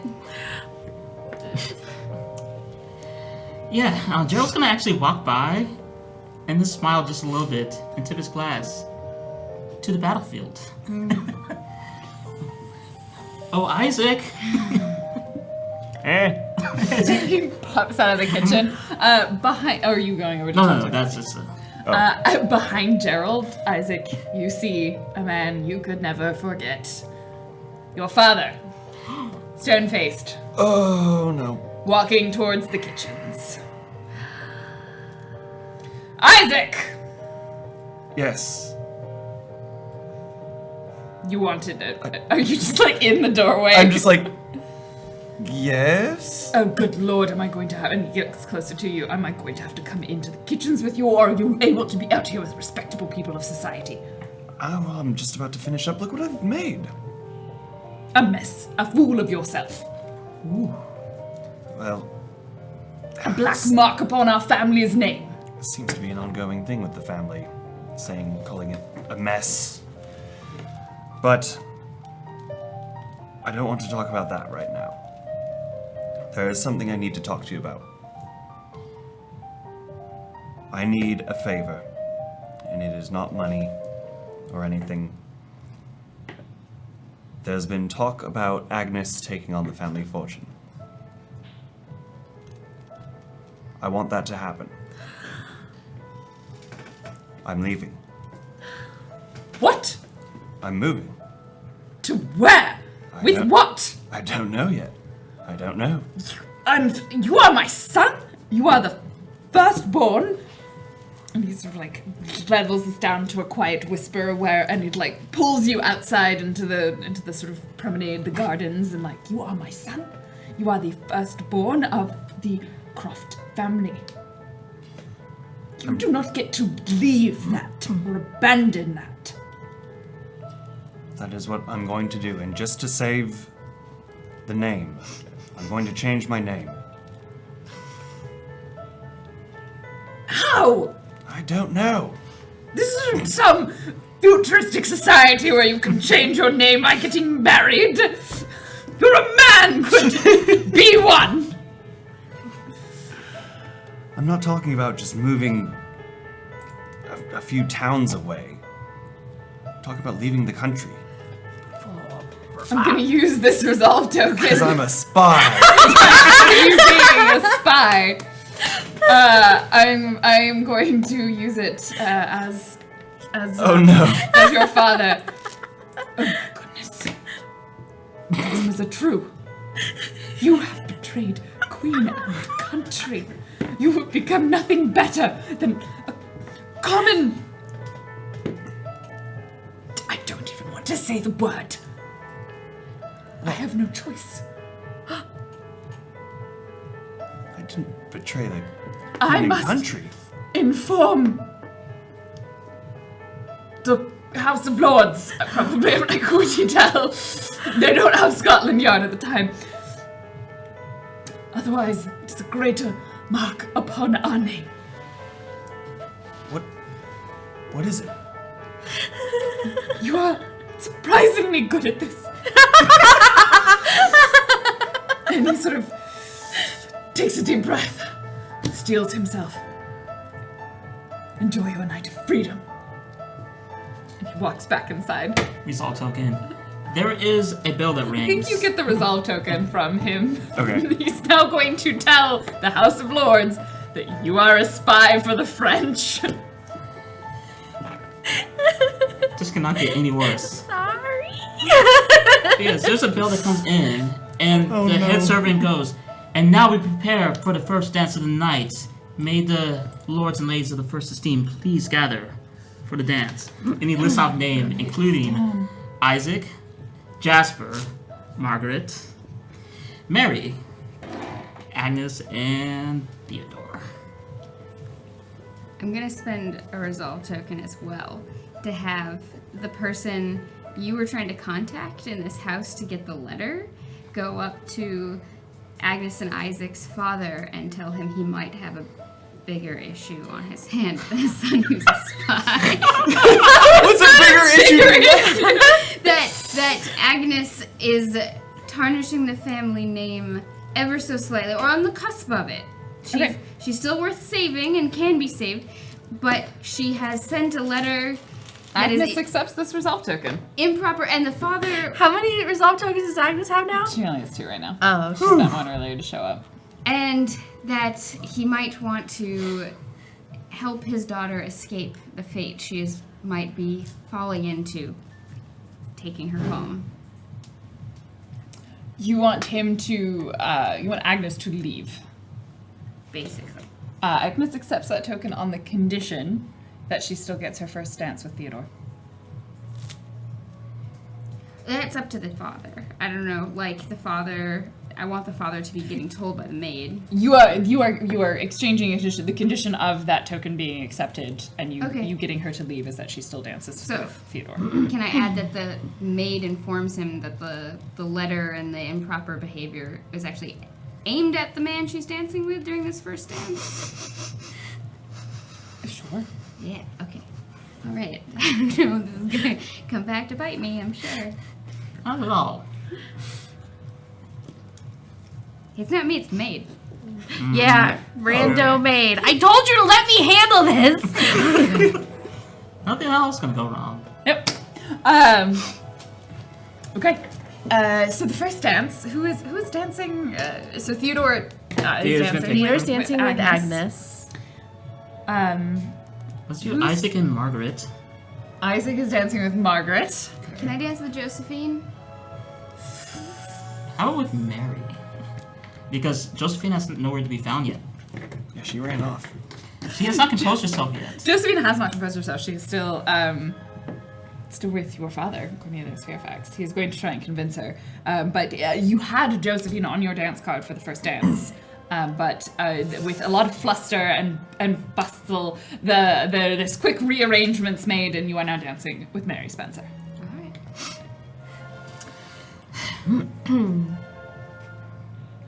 Who's Gerald dancing with?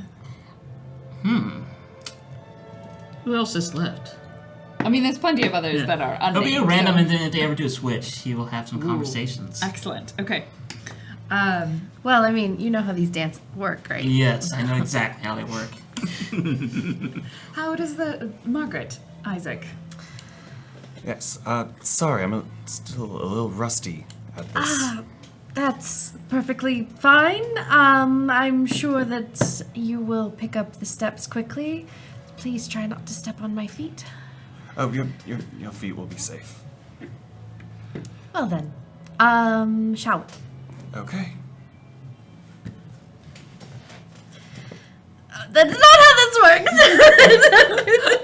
The first thing that This is how Isaac dances. Please don't try. Isaac just starts doing this. No. So So there's a request from chat. How do these dances work? Well, so the dances in Regency, it's think of it sort of like a line dance. Like a really old version of line dancing.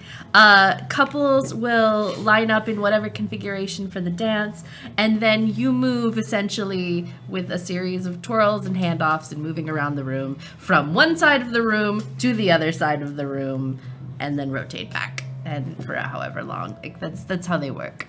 So it's just fancy going to the other side of the room. Yeah, there's And then near doing it hand again. touches. There's a lot of formal. Yeah, so the person that you're dancing with is going to be the person that you're probably encountering the most in the dance, but you'll be going around other people. So us and talking to it- each other while we're dancing ends up like stopping for a time Yeah. and then And going then back you and then being like, hey, Yes. so anyway. And then oh. every so often we are actually next to each other, or in a group of 4 who are next to each other, or yes, that is how it works. But we're allowed to touch, which is like scandalous.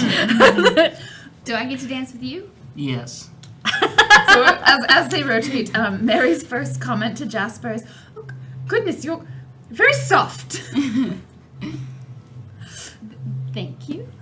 I'm sorry in advance if I hurt you in any way. I've had a bad record the last few days. Gentlemen. Oh, never fear, my darling. Anything you could do to me would not hurt nearly enough to end this dance. Mr. Croft, I have heard that you are having somewhat of a rough evening.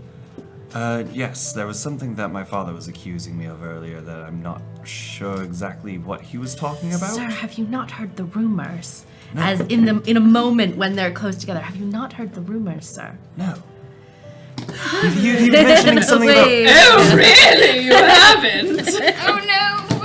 At that moment, Wait, there That was would actually be her. She likes that. so Theodore will have Agnes's hands. And he goes, I must apologize for the behavior that I've been hearing about. I know that Jasper can sometimes go weirdly about the rumor mill and take it too seriously, but I know you're a lady of honor, so for my best friend, I must apologize. Not to worry.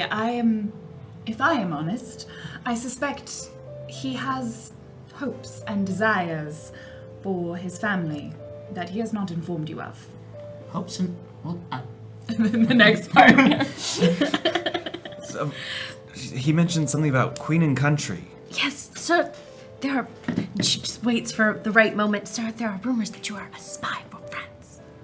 A spy from... Just keep your voice down. No! Now you end up with the Lady Spencer. What is this that I've heard about you, Isaac?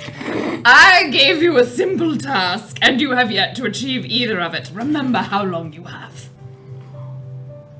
I'm working on it right now. It's become a little complicated. Give me... And then I'm like watching who everyone's with, and I'm like... Mary comes in. How is 5 your seconds. head? It's fine. Oh, good. Actually. She's just like...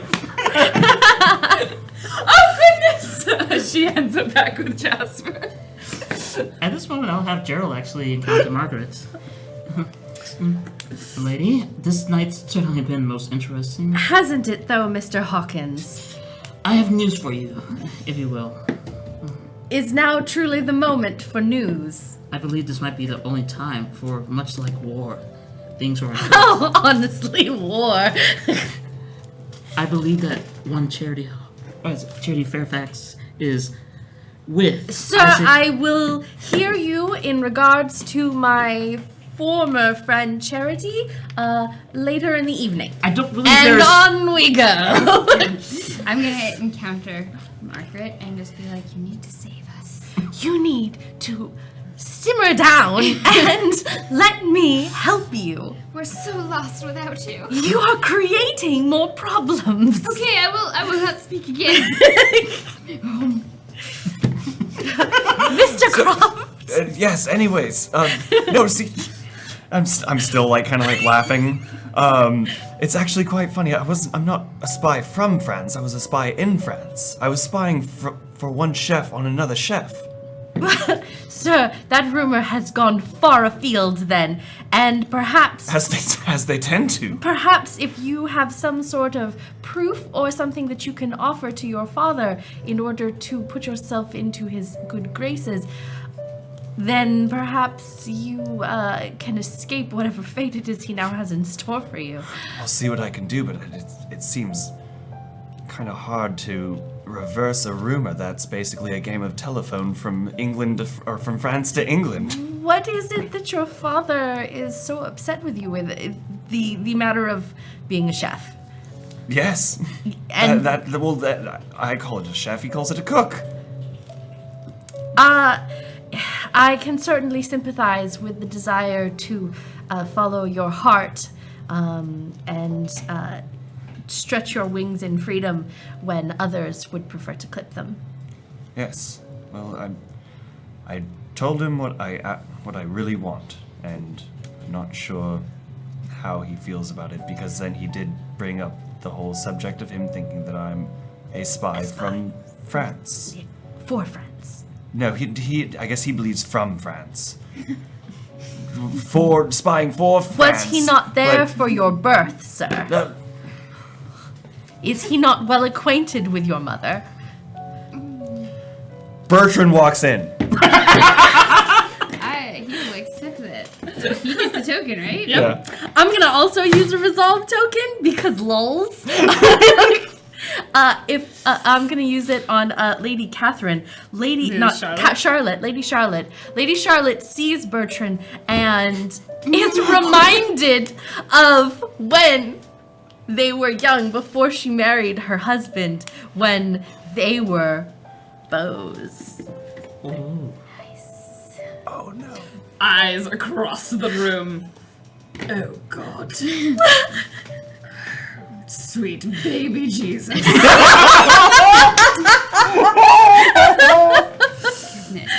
So he's just gonna Slams the doors open as servants are trying to be like, no, you can't come in. You don't have an invitation. I'm just gonna stalk forward like a vampire. Like, yes, and go out there and be like, my darling, let's do le boulanger. I'm in the middle of a dance. Forget them. Let's remember our passion. There's never been passion between us. Don't lie to yourself. Don't let the years take it away from you. You are the only one for me.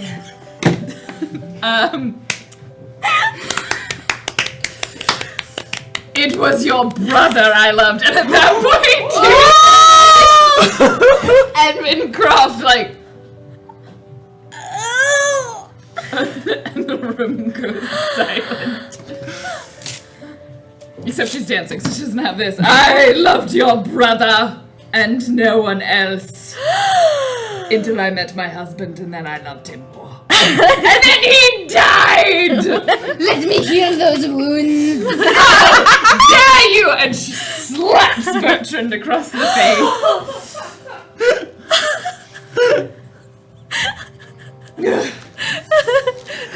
The dancing has stopped. We have definitely veered further into Shakespeare, and I love it.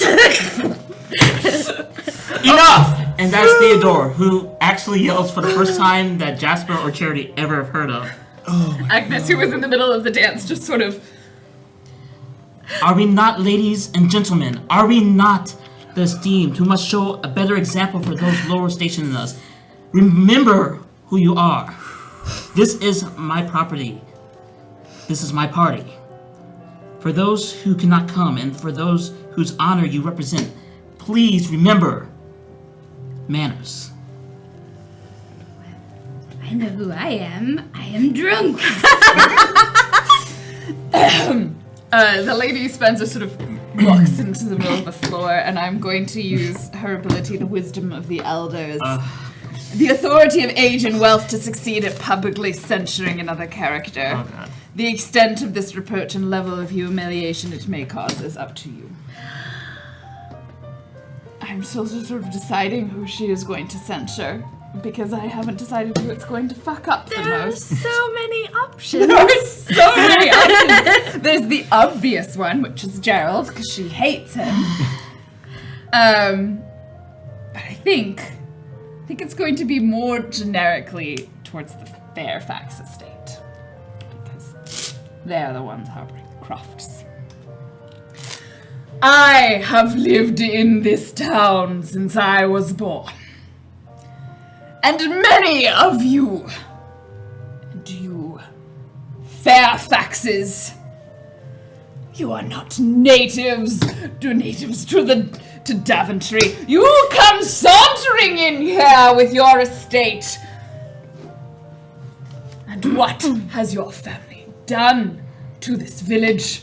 To the good people of Daventry, to make Theodore Lockhart the kindest and gentlest souls that I have ever known, to yell out across this room, to harbor people such as Isaac Croft, who has done nothing with his life so far, and Bertrand Croft, who is a disgrace to the Croft name, to call them your family. This is Lady Spencer, right? Yeah, this is Lady Spencer. She is essentially censoring everyone. She's trashed. I'm gonna just use one of Bertrand's resolve tokens and shout, "How dare you speak to your son that way!" Talking right now. Oh no. You just hear from the kitchen, what? I am talking right now. Charlotte graciously accepts this resolve token. I have loved many a man. And I have had those loves stripped from me. I will not see that happen to young ladies in Daventry anymore. Gentlemen of this room, stop toying with hearts. Stop pretending to be people you are not. Be honest men, or I will bring the full force of the Spencer estate down on you. You will rue the day you have broken any lady's heart. She storms out of the room. The door, flies open and then closes behind her, and she gets into the carriage and drives home. Old lady goals. I knew I loved that woman for a good reason. When I am of a ripe old age of 37, I hope to be exactly like Lady Charlotte. So that's what? So 6 I months from now. guess she's more publicly censured every male in the room, and you can take that as you will. Joe's gonna go over to Edward for a second. Is this normal for these parties? Absolutely. I look at my dad from across the room and I'm like, huh, really? So, He grabs Bertrand and takes him out to the gardens. Party's not over yet. It's for you. Are you a mister or a sir? or wait, are you? Mr. yeah, I'm just now. a mister. Oh, Oh, to be clear, you have to dance with Dudley at some point as well. Oh, yes. Oh yeah. I'll save you. well then, Mr. Croft, it would seem that secrets are spilling out all over. Yes, I didn't realize it would be such a ball. You are were you aware that you were the son of... No. Oh, No, not at all. I need to talk to my father about that. Indeed, Need to get to the sir. bottom of that as soon as possible. Yes, I wish you great luck. Oh, there comes Mr. Dudley. I will be going this I'm gonna way. use a monologue token on you. To do what? You. Margaret's inner monologue. Yeah. Oh, monologue? Oh, okay. Let's see.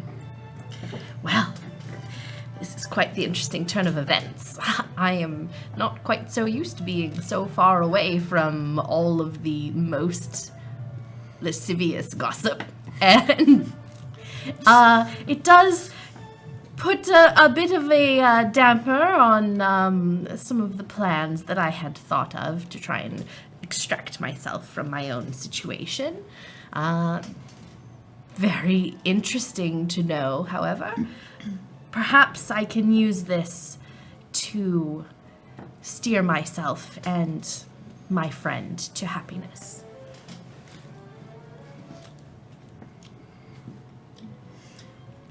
I mean, wonder less if he's things there. people do now that Lady Spencer has thoroughly Shakespeare'd this party. Well, Yes, and I'm going to serious. use a resolve token for Agnes. This is from Theodore to Agnes for this Okay. one. Theodore is on the brink of panic because this is his debut ball in this town. He has to show his father, Gregory Lockhart, that he is capable of running family business, and this is what happens. He is white as a sheet right now, and he looks like he's about to run out, and he's shaking, and Agnes sees him. And they make eye contact for a second, and says, "What am I to do? Everything is ruined." Agnes will come over. The Lady Spencer is unique among women. Take a deep breath. Call for another dance. And I will stay as long as I can to help you, although my father has suggested that I need to leave. I think he might be slightly delayed. Oh, please do not leave. I don't know what I can do without your help. Eve will reach out and take her hands. You might be my only guidance tonight. Certainly. Thank you. I will do what I can to slip my father's notice, and I think you might have something to deal with about my brother's parentage. Indeed. As Margaret is escaping, Mr. Dudley Egerton, Yep. her I'm. as she Dudley's is just running after you. escaping. Sir Lockhart, Sir Lockhart, Lady it Harding. must be such a quite a lively party that you've thrown. I must say, I think that perhaps your no doubt frayed nerves could do with a dance. And I do believe that you have added me to your. I have added you to my card. This would be an excellent plan. And Agnes immediately walks out into the room. Ladies and gentlemen, another dance to work off the energies that we have just had. What a creative display from such wonderful people. Daventry has always been such a lovely town. My lord. Hashtag Team yes. Agnes, sorry. Stations. The most esteemed Charlotte Spencer said that we must be honest with ourselves, gentlemen. So let's be honest on the dance floor and show these ladies our refinement. Wait, are you looking like right at Dudley? No, he's looking at the assemblage of people. I thought you were looking at me. Oh yeah, but yeah, he will look at Dudley. Dudley's like, no. Perhaps the next act, Mr. Egerton. but Shall we, sir? And I think that's where we're gonna call this double chapter. We went a little long. We're gonna take a I can't break. wait for the Well, rumors. chat votes on whose reputation went up the most. It is all 5 characters. And who's went down the most? So we have Charlotte, Isaac, Jasper, Margaret, and Gerald. Is it possible that everyone's just goes down? Maybe. Excuse you, I did just fine. We will return for the epistolary from this chapter, and then we will begin another phase of play. I've already started writing down some notes about what has happened so that we can deal with these things. There was a beautiful mess. Thank you. Let's read out donations that came through. That's what we do now. Let's read out the donations that came through. Thank you, everybody, for being here, for sticking with us. If you are new and joining us, hello and welcome to GeekSpaceTV. We are a non-profit streaming studio in the Seattle area. Oh god, I forgot the voting. Roll a random number. Agnes can't be on it. She's not a player character. There's a mic hanging in the view of. Oh, did I twist up? What? It's fine. It's fine, everything's fine. Everything's fine. Okay. I'll fix it for you. Oh, all right. So we're going to read the donations that came through. Thank you to everybody who donated. We are a non-profit studio. We do thrive and rely upon your donations to help keep the lights on and to pay our people. God, it's so thank you everybody for helping make this show happen. Also, use this break as a chance to go check out the Good Society Kickstarter if you too are interested in this. I think we All jumped right. up to You can have your own ball. Our first one is from Fractali with $50. Sorry, I have to read them like friend Lady Charlotte. I can't believe AJ didn't keep his wig on, but I still must support this awesome show and the great people associated with it. Over/under on the Aria mustache pool. Anyone less than 3? It's doing very well. It's doing very well this week, yeah. William _TW with $37. Hi all, this is a gift, a rift in geek space time continuum. It starts to hurt after a while. We're gonna go back to a less difficult voice. Next up is Dotton with $5.43. I got up extra early for this. It's bound to be a ball. It was. Grimmy Weasley with $10. I'm sending this tip on behalf of the Motion Picture Academy of Arts and Sciences to inform Aria that she is nominated for an Oscar in the category of Best Performance in an RPG for the scene in which she confessed her letter writing lies to Margaret. And that was before you got to see the Bertrand. Salixon with $10.26. Greeting and my good evening, fine geek space. Pray accept this small token of my gratitude for all that you do. Thank you, sir. Thank you so much. And with another $5 from Salixon, my word, summon the constable immediately. Agnes Croft had just unleashed a verbal assault, most vicious. Void Smoker with $25. Lovely ball, and no first blood yet. Fractal Eye with another $50. Vive la cuisine, Croft! Isaac Croft. Oh boy. Dramatic musical cue with $7.31. Dun dun dun! William _TW with $13.37. Leet. Clap, clap. I guess tipping my hat to you all. Merci beaucoup. Oh, I should say this was a French accent. Tipping my hat to you all. Merci beaucoup. French accent. And Leslie Krellin with $20. I wonder if Lady Charlotte can trace her lineage back to good King Graham and Queen Valiance. Valiance? She has lineage that goes back to Charlemagne. The lion. Thank you, all of you. We're going to take a quick break, and we will see you again shortly. Do not go anywhere. Don't go anywhere.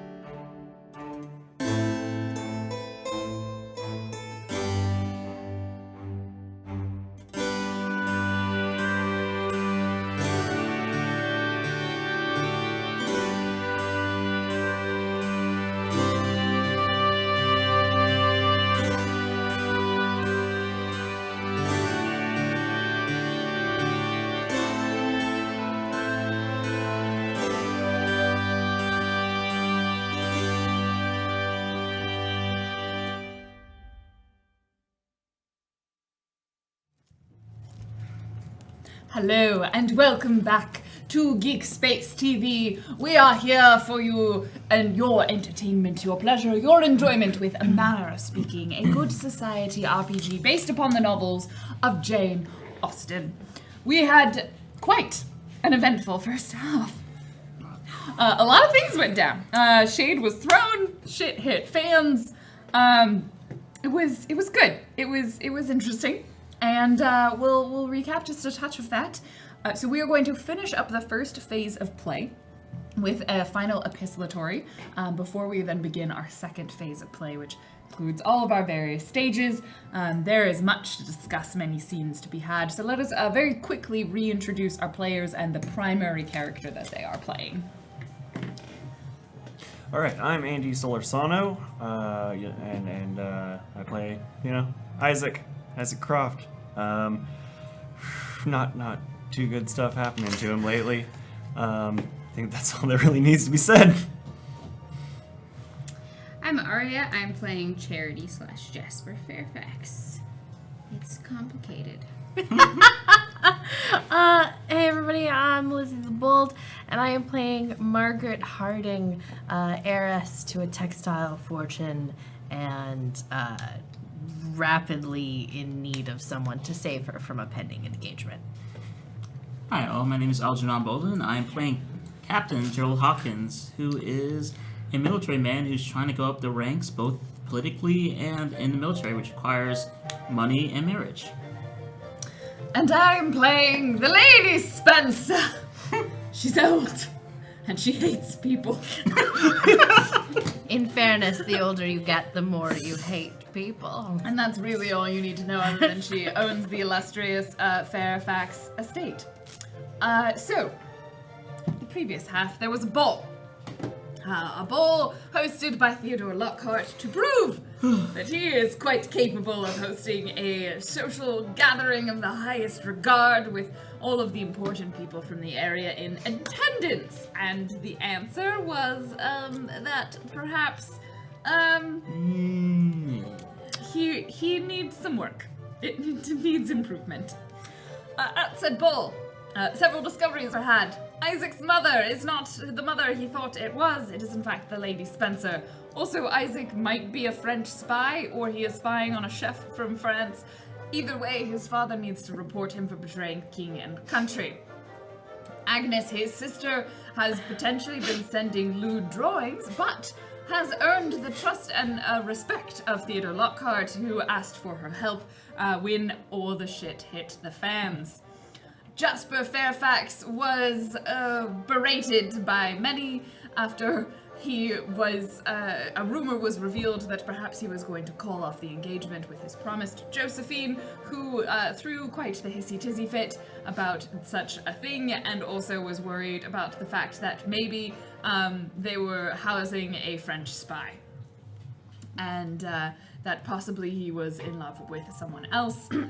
Charity had some feelings, in which she prayed for sweet baby Jesus to bring her deliverance. And there was some, but perhaps not as much as she wanted. The Lady Margaret worked very hard to present herself in quite a good fashion. She did not seem to fuck up too much, although she perhaps did not get to follow through with all of her plots and plans as they were waylaid by the much more extravagant behavior of others. Gerald Hawkins was in a similar predicament, his friend Edward being the bestest wingman that he could possibly think of being. Bertrand Croft, the Dottie uncle of Isaac, then appeared, professed his love for the Lady Spencer, who immediately decided that was the best moment for her to censure every male in the room by calling them liars and dishonest, and this is in many cases not untrue. And she stormed out dramatically, but not before it was revealed that she was in fact the mother of Isaac Croft. So the ball proceeded, perhaps less dramatically for the latter portion of it, although there was plenty of rumors to be spread. Agnes dodged her father for a while before getting taken away slightly early.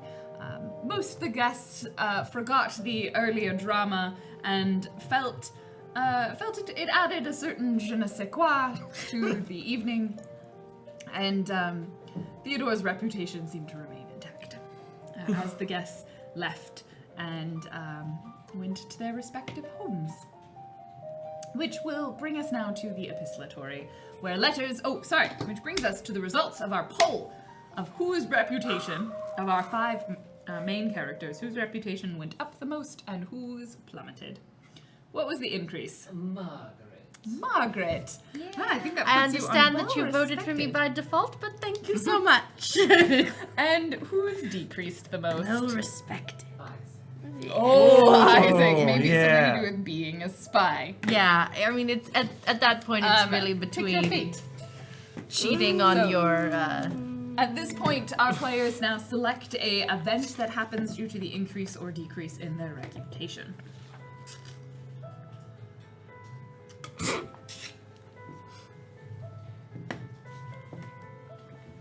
Oh no, what have you selected?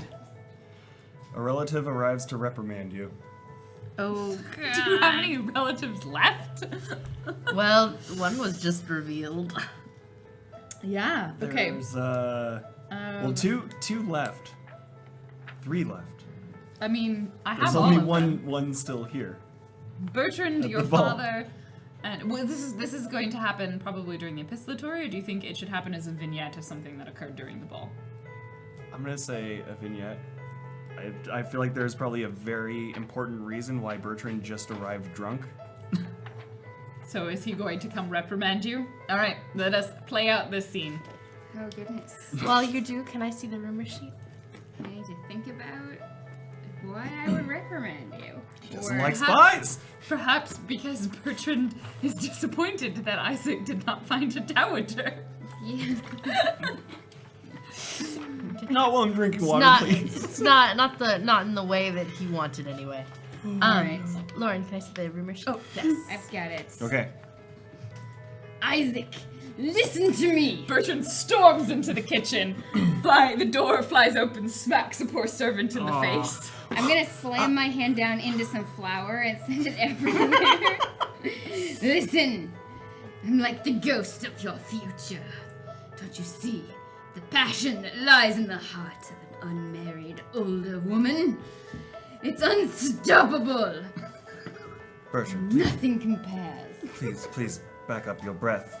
It's just I'm just gonna I rub- love you, but this eat some bread. You're clearly drunk. I'm gonna go and just rub the flour on him and say, listen, I've heard that there's another beautiful, slightly old, not quite a dowager. You might save her from that disparaging title, that she seeks to eclipse the beauty and passion of a fruit as it ripens and turns to wine. So, this is why you're upset, because I haven't found a dowager yet. You need to get on this, boy. Have you? Heard the rumors going on? It doesn't matter. A good woman will save you. She will teach you how to grow up and stop fooling around and yell at you. And it's lovely. It's lovely. Public. Public berating is lovely. I mean, that explains a Um, lot. I've always thought you were a bit of a masochist, but Listen, you'll understand someday. I saw a lovely lady. Don't let her get away. I don't. If you want, I can talk to her for you if you're too shy. I have a way with older women.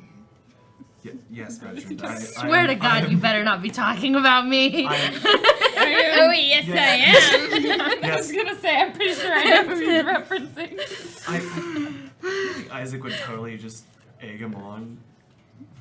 Yes, Bertrand. Actually, I'm extremely shy. Thank you for offering this to me. She could also help you with your father. I bet she wouldn't tolerate him. So, Margaret, you let- can decide let the me- results of how this colors your opinion of Isaac when Bertrand will corner you and accost you at the ball and sing Isaac's praises. Okay, but before Bertrand talks to Margaret. I'm just going to try to get to Nope. Margaret. Nope. Bertrand makes it there first. He's always been so fast. The ladies. Yes, that's what all the women What- said too. And Bertrand says, Listen, you don't know the gentleness that lies in the heart of a man cast away from his family. A man who dreams to be something other than a man. You'll notice a footman like constantly is trying to catch Bertrand and escort him out, and they don't ever. He's very slippery. Shooing footman. Get away from me. I'm still covered in flour. he wishes to be other than a man, he wishes to be a woman? That would be lovely, but I don't think that's available to him. No, he wishes to be under the care of a woman who knows better than him. A governess. I'm done. Listen, my darling, you don't know what you possess. You are truly a gem, and so is he. And together, you will burn like lava. Lava. I don't know. I'm sorry. Finally, someone escorts him away. Thank God. Go to him. We'll have a bit of flour on you now. All right, what was your reputation event? God, it's just I was so that elaborate keen on yeah. So I think she is going to I think I'm going to have I think my word is going to be believed over the gossip. Okay, your word about, and this is we strike off something, right? Yes, an unconfirmed rumor. Okay. Which rumor are we striking out? Okay. Come on. There we go. There we go. We are going to strike out the rumor.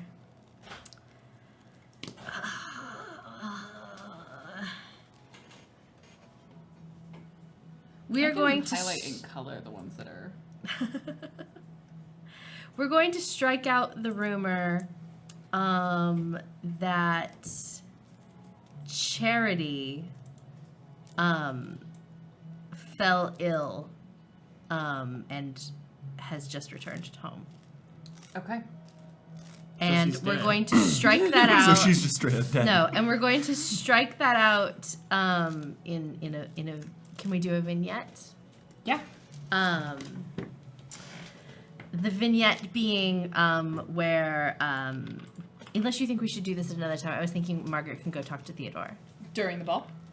Yes, Margaret can talk to Theodore. Note that there is still a rumor that says Charity is ill with heartbreak. I did not strike that one out. And also that Charity is dead. The best But that one's That one's confirmed. I can't do anything about that. So sometime during the night after they're able to dance and there's a little bit of time and Margaret kind of feigns that, very, very warm and in need of a little bit of air. And would you be so good as to escort me onto the balcony for a moment? But of course, my lady. And when they are out in the night air, alone but not improperly alone, she says, I understand that the evening has been very plagued with a number of spurious rumors, Mr. Lockhart. As it is, I only wish for people to have a grand time, and I'm afraid I made such a failure of it, such a spectacle. I'm so sorry. There's really nothing to be done about the things that, most of the things that have been said this evening, but I wished to perhaps lighten your heart a little further. I know that there is at least one vicious rumor that has been dispelled for you, and for that I am grateful. You are aware that Charity, what is your last name? Fairfax. You are aware that Ms. Fairfax has been a friend of mine since we were children, and of course that she is still amongst the living, thankfully. Thank you, baby Jesus. But I believe that there has also been word circulating in society that she has returned because she is ill. Most ill, I've heard. Yes, allow me to dissuade those rumors that may perhaps give you pause. In fact, Charity is in Daventry only lately, and the only illness that she feels is that of the heart in a emotional sense. An illness that she is too long parted from someone that she cares for very deeply. And I think perhaps as someone who carries her very close to them, it would perhaps do her some good to see your face. But of course, such things would be most improper for you to simply call on her at the estate, and there are so many other people there. Oh, what could we possibly do in order to get the pair of you into the same room? Could you help? Oh,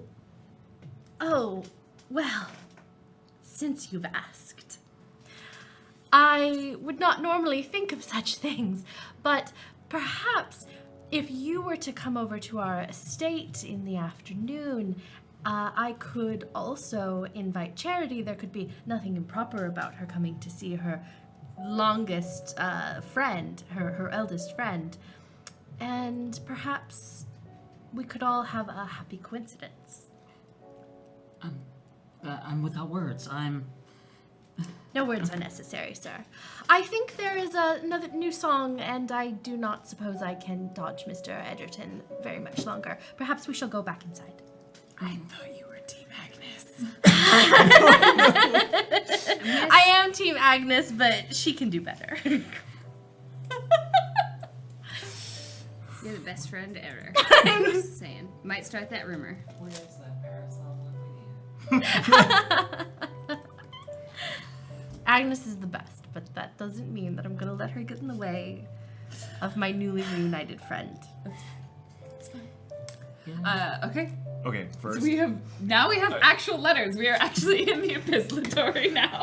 First, I really want fan art of Bertrand running around covered in flour. Yeah. Oh my god, yes. That would be great. Ideally chasing after Spencer. Right, like a very Scooby-Doo style. Excellent. We're in the epistolary. Okay. Who would like to write a letter? Theodore's gonna write a letter, Okay. and it's going to be to Sir Gregory Lockhart, His father. his right? father. Okay. And it's gonna start Papa, which is Very unusual. formal. Yeah. I write to you knowing that you have already heard the news of such eventful times. I beseech you not to let this sully your thoughts of me. I did what I could, and I will prove to you that I can continue to hold the Lockhart name in high regard. As you requested, I pushed back on for many months. I shall try to find myself an eligible bride, and soon. If I do not within a fortnight send you a letter of good news, then I have truly failed. Your son, Theodore Lockhart.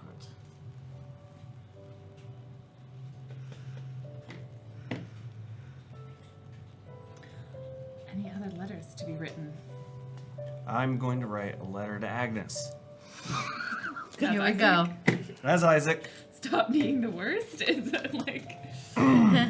Yeah, each word on its own page. Yes. Sorry, I'm not trying And to it's co-opt actually a your moment. 200 Please word continue. letter. Oh god. It's a novel. No. Dear Agnes, I spoke with Father at the ball, and I told him that you are the one most fit for the family fortune and the family's name. I will be leaving the family, abandoning my name and taking up another in some way or another. Who knows? But though we have maybe been quite unfit to each other, you are still my sister, and you deserve the best. I like your signature. It's crazy. It looks like this. He was destined to be a doctor. That is yes, indeed. That does look like Isaac Croft. I can see the resemblance now. And it is very Oh, wait, much sorry, a no, that was my doctor's portrait. signature. That was my self-portrait. Any other letters to be written?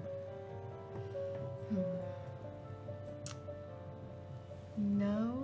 It is giving me a funny look, so I got worried. You were just really quiet all of a sudden. Oh, okay. I'm gonna write a letter as Bertrand Please do. to Agnes. To Agnes. Yeah. I think she's been through enough. Even Andy is Team Agnes now. So she just got a nice letter from me, and then she like looks at the letter behind it. And she's like, oh. My dearest niece. You looked lovely at that party. Oh, God. It was so good to see you. I wish I could have talked to you. So much drama. Isn't it lovely? I hope you don't mind that I didn't dance with you. I promise next time I'll dance with you twice. No weirdness intended. Anyway. Because you're dancing with someone 2 times was like super flirtatious. That's true. So I saw you tending to that boy who threw the ball. And I think that you're a sweetheart, but maybe you can do better. Maybe there are men who would take you off on grand adventures and not dilly-dally with parties and freak out about nothing. That's for dowagers to do. They're so lovely.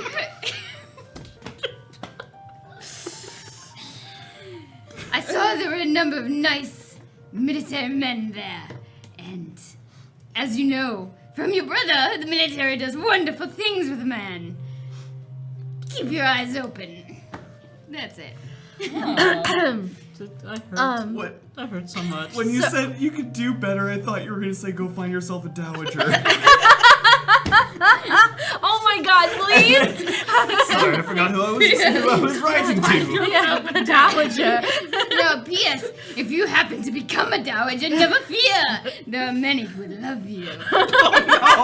No. Okay. I've changed my mind. I have 2 letters to write.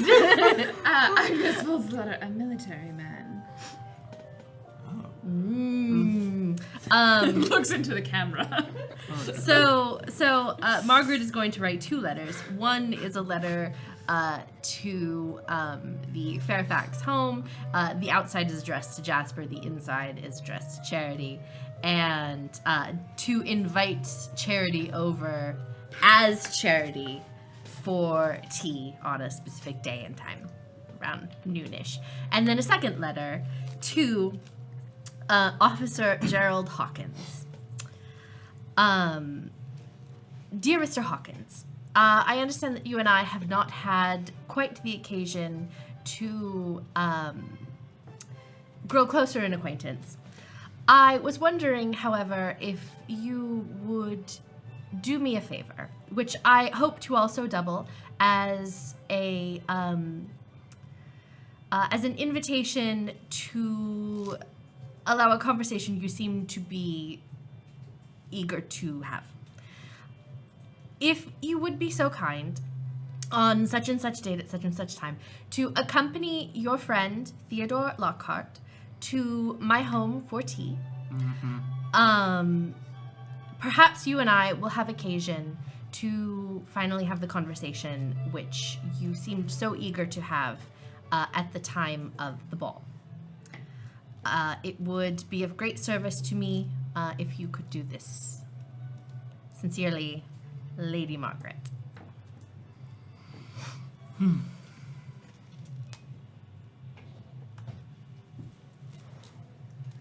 That's it. I have another letter to write as Bertrand. This one's to Lady Spencer. I saw a request in chat. It's a good idea. All right. Darling, you are wonderful. Please yell at me again. Please. We can go to church and you can yell at me there. Tell everyone of my sins.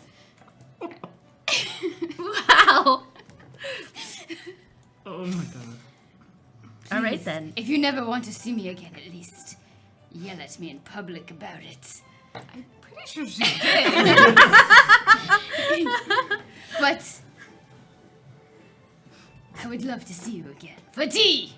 I promise to be on my best behavior. I am going to pen a letter from Edmund Croft, Isaac's father, to the Lord in charge of the House of Lords. Name I don't know and haven't bothered to make up. I have alarming news which I need to inform you of. A concern that concerns my son, my family, and I only hope that by providing this information, the good name of the Crofts may not be besmirched. I have reason to believe that my son, I have told you of him before the complete fuck-up, is not, in fact, as much of a nuisance as I have believed, but is, in fact, because he is working against King and country.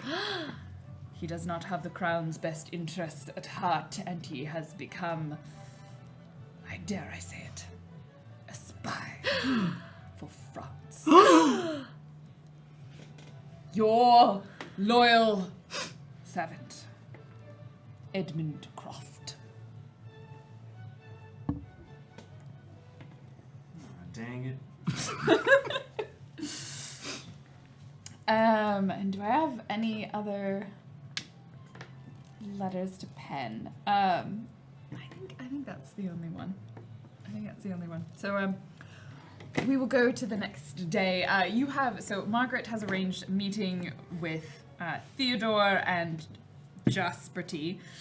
Yes. At a specific time. And also location. Gerald. And Gerald will be at that one, it is a separate one with Gerald. No, Gerald is to accompany Theodore so that it is not so much one gentleman happening upon her home as a pair of gentlemen just calling socially. At the My Fairfax. house. My at place. Margaret's At- estate. where Charity is also to come. Excellent. Well, it seems that perhaps we should just jump straight to that.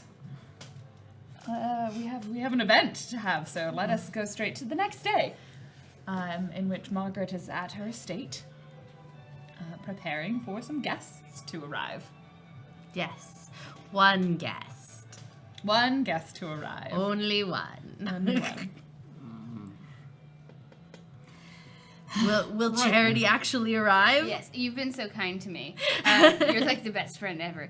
But out of habit, she's just gonna come as Jasper. No!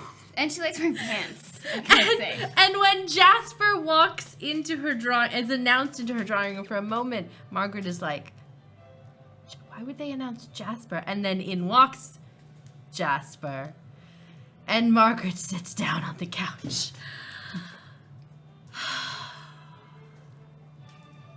You make this difficult for me. No, that's why you're my best friend. Okay, no, we still have time to salvage this. Knock, knock, knock. Oh. We still have time to salvage this. Quickly, run up to my chambers, take the maid, and make yourself into a woman. Okay. The maid is like, Go, hurries hurry. you up the stairs just as someone is approaching at the doorway. Just Theodore catches, I guess Gerald maybe just, who has knocked on the door, just catches like a glimpse of someone running up the stairs, but doesn't have time to register who it is. Mr. Hawkins and Mr. Lockhart, lovely to see you here. And how unexpected. Unexpected. And, so lovely to see you both. Perhaps you would like to come sit, for refreshments. But of course, Theodore says. Hawkins does his normal greetings, lifts an eyebrow up at Lady Harding. Please, sit. You're acting awfully chipper today. I cannot think to what it is that you mean, sir.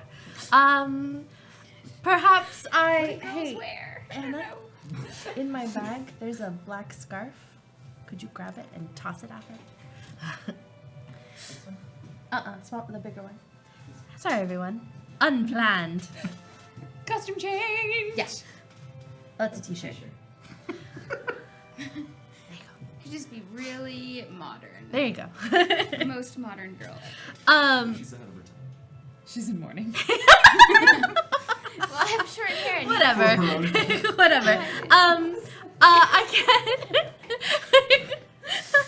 I'm totally gonna remember to take this off. What a lovely party you threw, sir, and it was so wonderful to see you again. Just let me know when she comes back. And it is so lovely to see you again. Who's take taking over one of who? the characters. Yeah, why don't you take over Theodore for now? Okay. Oh, thank you. Yes. Yes. Went Of well, course. I think, Of course. after the events. Yes, so unfortunate. However, I do think that you recovered quite amicably. Perhaps she pours a little tea and offers it over, just trying to be less awkward and stall for time. I'm gonna just come down the stairs and say, "Oh, how lovely to see you! It's been so long." At that point, because I want to make AJ play Theodore, Mary is going to have arrived at the house. Like, she had been there for a little while, and she will sort of, before Charity comes down the stairs. Mr. Hawkins, we Mary. didn't properly get to dance the other night because of your injured foot. Of course. Next ball, definitely. But until then, why don't we take a walk around the promenade? It would definitely be less, it'll be fun. Yes, and she sort of confusedly looks around the room like, that seems like the thing we should do. And Yes, I will join you presently. excellent. Don't get too far. Of course not. Perhaps we won't play croquet this time. Oh, please no. And that is when Charity comes down the stairs as Gerald and Mary exit out the garden. Theodore immediately stands. In a slightly ill-fitting dress, as Margaret and Charity are not the same size. She's shorter. Does it drag on the floor, or is she taller? And it's I'm like definitely taller, I think. okay, 'cause so I'm it's like 5'7". her ankles are on show. Yeah. It's probably also would need to be very tightened. The maid has- She's probably a little bit more slender. Tough the bus. Yes. There's only so much I can do. Here, put the socks in. She stands. Oh, Charity! So lovely to see you. Please have a seat. Oh, yes, it's been so long. Oh, and how lovely to see you, Sir Lockhart. Charity. It's I have so many words yet. Hello. Hello. You look good for being. I have so many questions. I'm sorry. Perhaps what the gentleman means to say is that he is overjoyed to see you. Yes, that's exactly what I meant. It's been many years, and you look as lovely as when I last saw you. How have you been? Where have you been? Sir, perhaps the topic of conversation of the wheres and the whys and the hows all seems so very dreary in this moment of great reunion happiness. Perhaps you would be better to discuss the future rather than the past. I think I hear Mary. You hear like a clatter, clatter. Oh gosh. Oh my goodness! You're China. I should be off. I will return presently. And she scurries off to leave the pair of them alone. I don't know what to do without facial hair anymore. All my power is gone. I feel so naked. My face is unobscured. There's been so much I've heard, and I don't know what's true anymore. I heard you were married and then died, and then I received letters. Letters that felt untoward, yet at the same time heartfelt. I apologize, but I am as confused as I am elated to see you again. Well, let's focus on the feelings and not on whatever was happening. It doesn't matter. It's over now. I'm afraid that were it that easy, I would have fallen from feelings long ago, but as you know, being a Fairfax, I have an estate to think of. Lockhart.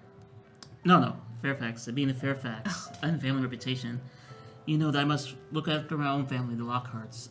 And duty is as important as feelings. So, while I hate to think only of rumors, it would be disrespectful of my father to not find out the truth. I suppose I should tell you now, before anything. I have promised my father that I shall make a decision on my future within a fortnight. And right now, I don't know what that future should be. Were I just to follow my heart, perhaps I would hope that would be a lot simpler than it is, but now I'm so confused. I'm not sure what you're asking, or if you're asking anything. Perhaps if you were a bit more forthcoming, I could respond at all.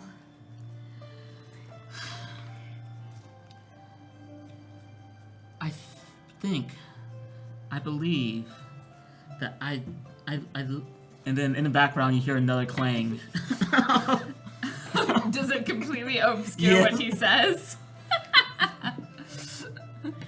Oh goodness, I'm so sorry, Margaret. I didn't mean to trip you That's there. quite all right, Mary. I really don't need those toes. It's such a good thing that Mr. Hawkins was there to catch you. It's okay. It's fine. This is quite untoward. We should not be speaking of this in the public. Perhaps we shall have tea again. We can make it a party, and I can find out what these years have been. I want to know everything that's happened. I miss the simplicity of our childhood. I miss being able just to treat with you however I feel. And what would Jasper think if he knew right now we were talking like this? Oh, I don't think Jasper would mind at all.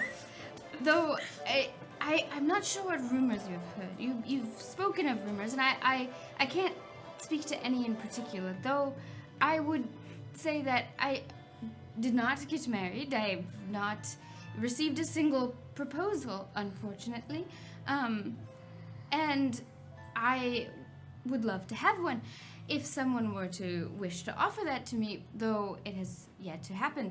And I am not dead, as you can see, though I have experienced some loss and some grief, and I have been mostly thinking of my family and working to keep their reputation intact and to do as much as I can for them, even making great sacrifices. Though that is more than I should have said, to be frank. And I would trust that you would believe. At that moment, you hear a voice in the hallway. A familiar voice to you. It is not Agnes. Nay, it is Josephine. Oh, so Jasper's just in this room then? Thank you so much. Jasper... As Josephine is let in by a footman who was unaware that Jasper had become Charity. Well, Josephine... I'm so sorry to walk in on you, Charity. Is everything all right? Like, Certainly, I had been told that Jasper was here. I have not. Jasper had left the Fairfax estate to come visit with his good friend Margaret and Mr. Hawkins. And Charity, I thought you were dead or ill or in France. It's unclear, but I haven't seen you in the estate. Well, you know how rumors go. I was a little ill for a while. That is why you had not seen me when I returned. My family wished to keep me slightly quarantined, so I don't spread the sickness, though I have recovered at this moment. And as far as I understand, my brother is off on a hunt, I think. Though I'm not sure I know what he's up to these days exactly. He's quite a busy man. I'm sure he will catch something for you.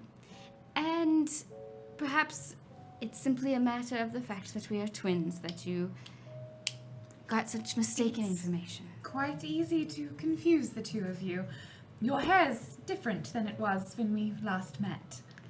Oh yes, all of the continental styles are quite different from the ones here. French are very creative. I'm so sorry to intrude upon you. If you are to see Jasper, I simply wanted to speak with him. I'm departing home, and I had hoped to talk with him about the events of the other night. It was a lovely party, thank you. I'm sorry if I caused any scenes. There were no scenes caused. You were, as always, one of the most beautiful there. You're a true gentleman. If you would wish to speak with me privately, you can relay any information you have to him, and I could share it with him this evening. I shall pen a letter to him another time.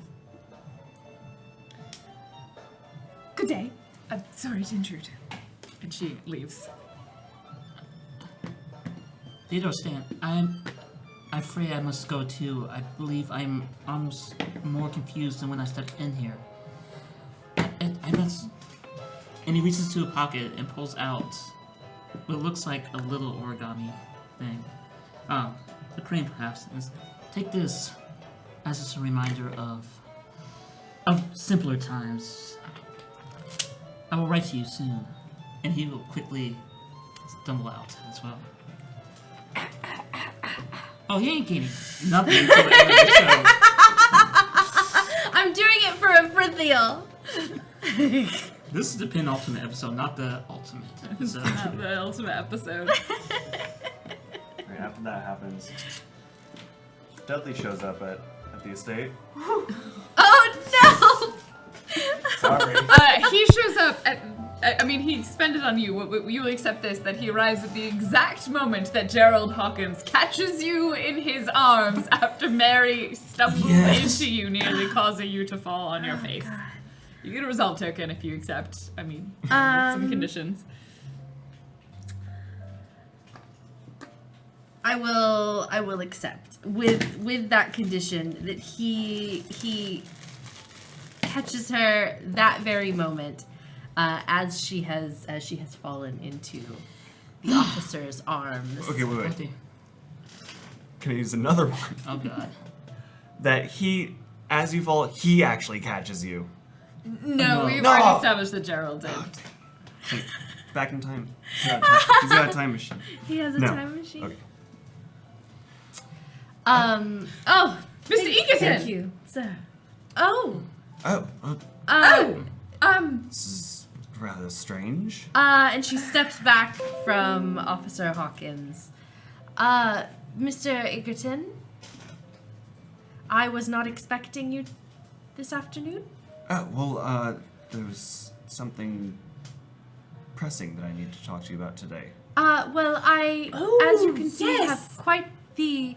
I am entertaining guests, as you can see. And perhaps there is a second drawing room that you could wait in forever.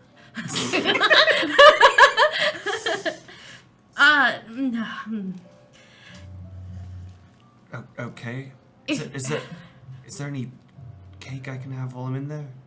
I'm sure that the kitchen can find you some manner of confection. That would be great. Thank you. Yes, I'll go wait. I will be with you presently. And then he like scurries out, but then he You also made does your decision. heel click. Decision? Never mind. No decisions. Sorry. If you wished, Mary, would it be a great trouble if you could see that the kitchen scares up something for Mr. Egerton? Oh, certainly. Yes. She scurries off. I'm afraid that my time grows short. If there is something that you wish to say to me at the ball, now may be your only chance. I fear what I am about to do. I see. I thought things were simpler than they were before. Do you need to be married? She sits down on one of the benches, just trying to hold her composure. My father has made it, I'm sure you are aware, a condition of my inheritance that I am to marry. He fears what the world may befall me if I were to Become a dowager. if I were to become a woman of means without his all-important and frequently non-existent guidance. And Mr. Egerton has made me an offer of marriage. He has also given me a deadline. And let me guess, the deadline is Today. I really don't know. I spent all of my time trying to arrange things for charity. I would like one of us to end up in a happy situation. I'm not quite sure what I can do. The way I see it, you're in quite, how would the French say it? Le pickle. I don't know if there was someone who once told you that you were witty, but they were most flattering. Oh, I have very little wit. My politics are even better than my wit, which means I have, perhaps no, but I'm a simple man. I believe that if you can't be happy, at least be practical, and marrying that man is, along with being the fool, he is also a liar, and I cannot stand a liar. So perhaps there's another way. What other way is there? I can refuse him, and then word will spread that Margaret has refused another suitor. Who will have me then? Not that I want to be had, but I did have an idea, but... There are other ways. Unfortunately, or perhaps fortunately for us, our Dudley has been running his mouth about being a man of great military prowess. I am aware. We also know that this is a lie. I am aware. If a man dishonors himself by claiming a station for king and crown, he is no longer suitable to be one of our stature. Perhaps if I let a friend of a friend, a baroness, know about this, it will buy you time.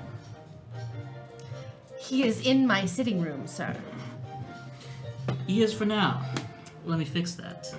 He stands, walks, and he actually tosses his cane over. And he goes, Dudley! Yes? He's like eating a piece of cake. I will not have you besmirch the name of the king's military any longer. And he draws his rapier. If you do not recant, if you do not recant everything you say, then we shall duel, as our gentlemen do, tomorrow. Or you can leave this city at once. The choice is yours. Don't know exactly what you're talking about, but I'm not going anywhere. A duel then. A duel? This is not the way I thought this would go. Well, that escalated quickly. For the honor of not only Lady Harding, but for the men of Ica, which you have lied about. Yeah, fair enough. And he just storms out. And that is where we will end this novel chapter. Oh. With a duel. I don't think we're going to have time to fully complete this phase. What we will do is we'll abridge it. We are going to do rumors and scandal. We'll do the epistolary, and then we will wrap up for the evening. So stick around with us a little bit longer. We will cut this phase a little bit short because I just wrote the word duel in all caps on my piece of paper. Or, as the French would say, duel.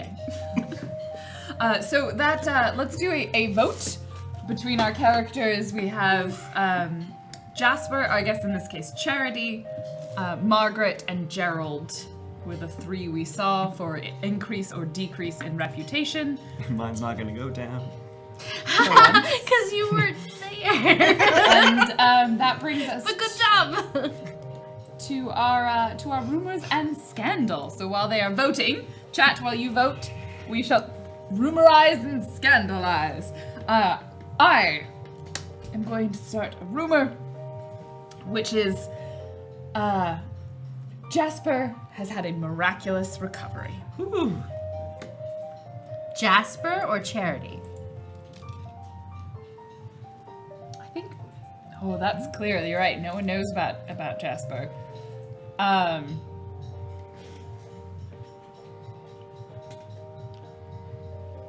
Think about that because I was like, this is not a rumor that can be spread. Maybe that a Fairfax relation who has been convalescing on the continent is making their return.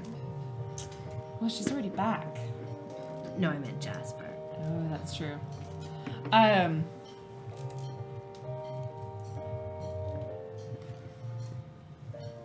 mean, you could just make him show up. know I can have resolve tokens for that. Okay, I'm going to start. I have a different rumor. Someone have a rumor that we can start with someone Yes. else. Okay. Gerald Hawkins has declared a duel against It's a rumor. but for the hand of Miss Harding. Okay, the duel. Because she's Just for so me. desirable. Oh, yeah. The Okay. duel is one for marriage. The jewel is over Margaret's hand. Yeah.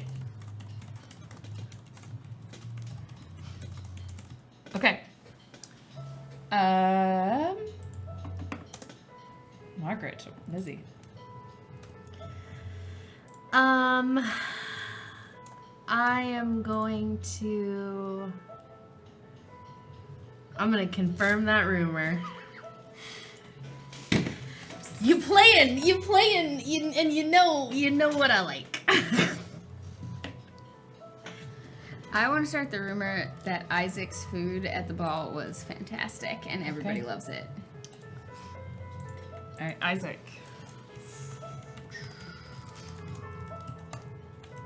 I think. Whoops. I want to confirm that Charity is ill with heartbreak. Okay. Ooh. Where's that one? There it is. Yeah. Oh, now I actually have to have mine.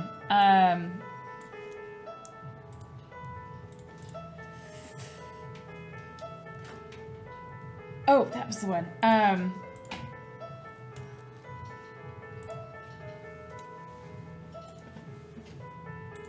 No, I don't need.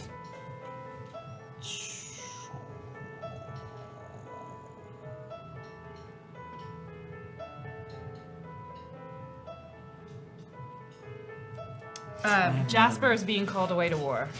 Ooh. Alright, I have another rumor which is gonna hurt. Wait, I think we're going back. Are we? Where Well, are we I think going? I have to go twice as well. So I am going to. I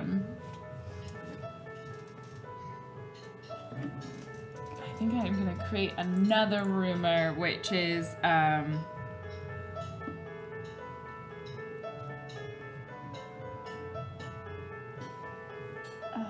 Lady. Ooh, about Lady Charlotte? No. Mary is of illegitimate parentage. Oh my. She's Bertrand and Charlotte's love child. Alright, back around. Rumor that Lady Spencer has left town for the first time in her entire life and is not coming back for a while. Okay. Arya. Let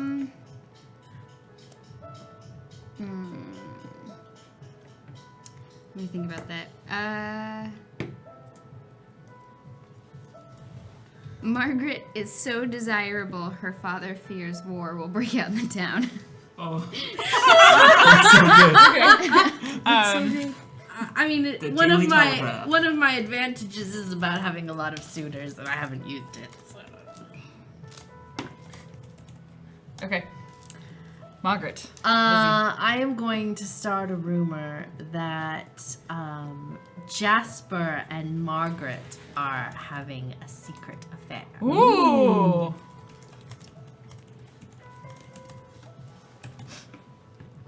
Last but not least. It is seen that Agnes and Theodore are getting closer and a pairing, especially after Isaac's disgrace will make them the most powerful pairing in One the entire sentence. county. What? Something like that. Oh. Is Theodore proposing? Is that the rumor? Yes. Okay. Or plans to propose. Plans to propose To Agnes. Agnes. I like how every time it goes Agnes, it just automatically puts it all in caps. I know. It's because the A is right there. All right. Those are our rumors. Do we have results? Oh, yeah. Gerald increased Okay. and Charity decreased. All right. Charity, pick your fate. Why? Gerald, pick your fate. Here you go. Why? What did I do? Here's a pencil.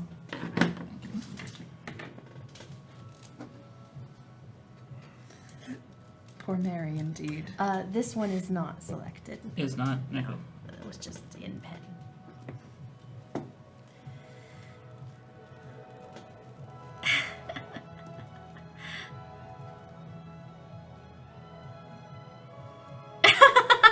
Coldray, good point. Well, I mean, they've been seen hugging. They've been together privately quite a lot. It seemed inevitable that sort of Yeah. would happen. Yeah, that sort of talk. All right. Charity. Let's see here. This is a little hard. I'm trying to think of what I could actually say happens.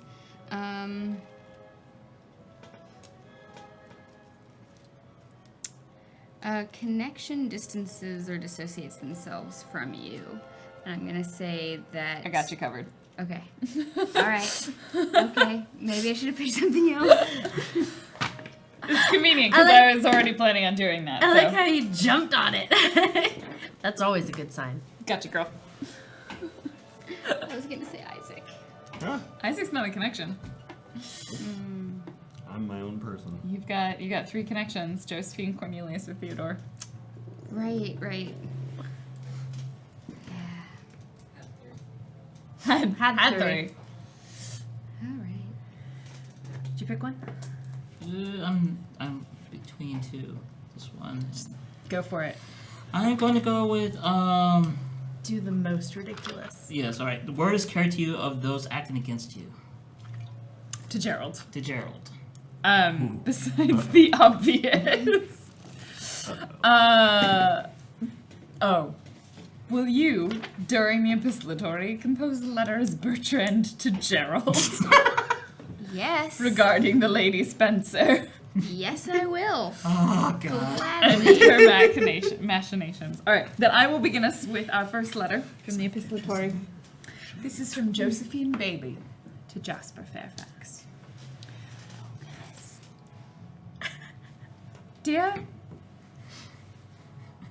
Jasper Fairfax,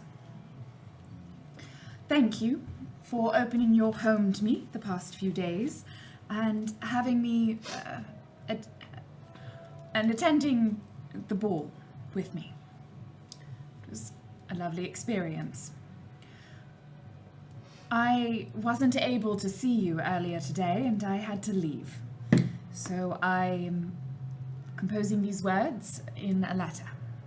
I would have preferred to tell them to you in person, as this is quite rude, though I suspect perhaps in the future will become a more normal form of communication. Sorry. My apologies. Dear John. I am returning home for a period of time. I don't know how long, but I think perhaps you need to rethink your engagement with me. As much as I would be honored to be part of the Fairfax family, I do not believe that honor is extended to me. From Josephine Bailey. I feel so bad for her. It's right, she'll do better. Go, I know I was so Josephine. awful. Live your best life. Any other letters? So just to make sure I understand, I'm to write from Bertrand to Gerald to let him know that. Lady Spencer has it out for him. Okay. Unless anyone else has it out for Gerald, but I think that's the obvious one. That she will, perhaps that she is going to consider supporting Dudley and helping him succeed in the duel. Even to the point to not have him dishonored. All right. As much as she The things doesn't that want Bertrand Dudley to marry learns Margaret. in pillow talk. Oh yeah. Bertrand knows everything. Oh yeah. All right. Bertrand. I think that's your name. Gerald. I'm not. Oh right. You are Bertrand. Oops. Scratch that one out. I shouldn't have so much to drink in the morning. Oh well, I do like a little after bed tea. I don't know. Is this all being written down too? All three of them. He does it all through dictation. Poor servants, like, Gerald. Yes, that's right. Yes, there's only one Bertrand, and that's me. There can never be another. I will kill them. Okay. Yes. 4? As you may remember, you saw me with my love at the ball. And I want you to know that I know her truest heart. And I know she has eyes to get you. Not in the good way, mind you. In the bad way. The way where you'll never recover. And you can't walk for days, but not in the good way. In the very, very bad way. She might interfere with your duel. Be careful. Don't go near her. Perhaps find a way to save yourself. I don't know. She's very powerful. That's why I love her so. I'm sorry if you must be sacrificed in the face of her glory. But it would be okay. Maybe run away. That would be good. Anyway, she really hates you. Just so you know. I know what that's like. But you don't know it in a good way. I'm sorry. And that is all. I have a feeling that there's another 10 pages that we somehow. paraphrasing. It's like paraphrase. Bertrand mumbled for a while. Oh my god. Anyone else penning a letter? I'm going to pen a letter. Margaret is going to be writing a letter to Theodore Lockhart. After having spoken with servants, and would Charity tell her like what went down? Oh, yeah. All right. So she will write a letter to Theodore Lockhart. Dear Mr. Lockhart, it has come to my attention that there is a great weight upon your head and upon your heart. As this burden concerns a recently rediscovered dear friend of mine, I hope that you will forgive my presumptuousness in writing to you on this matter. As a man, it, I think, must be difficult for you to understand the position that women in our society often find themselves in. We are slaves to the expectation of our gender, and oftentimes our happiness is dependent entirely upon the leave and whims of a gentleman. Let me assure you that to be in such a state is, to not mince words, the most horrible of conditions. You have a great power, Mr. Lockhart. You have the power of freedom and of being a man in this society of means. That freedom is something that is not enjoyed by the woman who I believe to be your heart's desire. It is then wholly within your hands to see happiness bestowed not only upon her, but upon yourself. I would urge you to seize the power that society has given you and do some manner of good with it. Please forgive me if you did not feel this to be my place. However, I could not remain silent. Sincerely, Margaret Harding. You're such a good friend. I mean, I know. She's very upset. Gerald will be writing another letter, and this again is to his brethren from the Intercontinental BCC. Artillery Platoon. And he goes, fellow Ico brothers, even as I'm reading this, I am humming our marching song. You know what? Cut the cameras. We're done. And of course, throughout the many estates, the song is being hummed. For I engage in battle tomorrow, not of our enemies from the war, but for the honor of our platoon and the honor of the good name of a good woman. Should I fall, know I did so for honor. You have all been friends to me. You've been brothers, and I thank you for that. Gerald. After that, there's actually a postmark specifically to Edward Dean. And it says, Edward, I don't only do this for honor and for a lady, but for Isaac. He's a fool, but he meant more once. I want him to live his best life, and should I fall for that, I find it worth it. Should that happen, please see that his station be elevated, or at the very least, he not move back to France. Your friend, Gerald.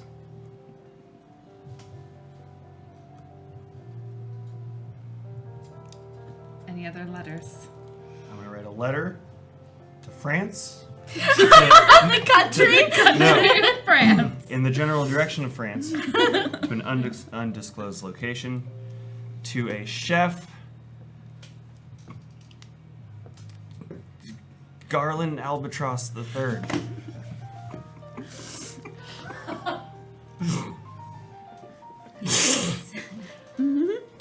writing it down. Dear chef, I need a bit of a favor. As you may know, my father did give me a significant amount of money to go study in France.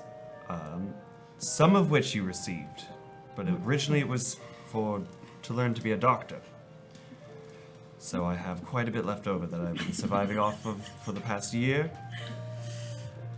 But I need one last favor. I need you to come up to England and cook a big meal for a bunch of important people and explain something about spies. And don't worry, I'll pay for all of it.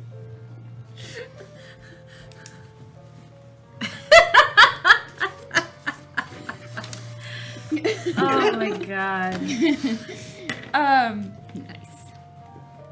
The Lady Spencer, Charlotte Spencer, will send a short, brief note to Bertrand Croft. Okay.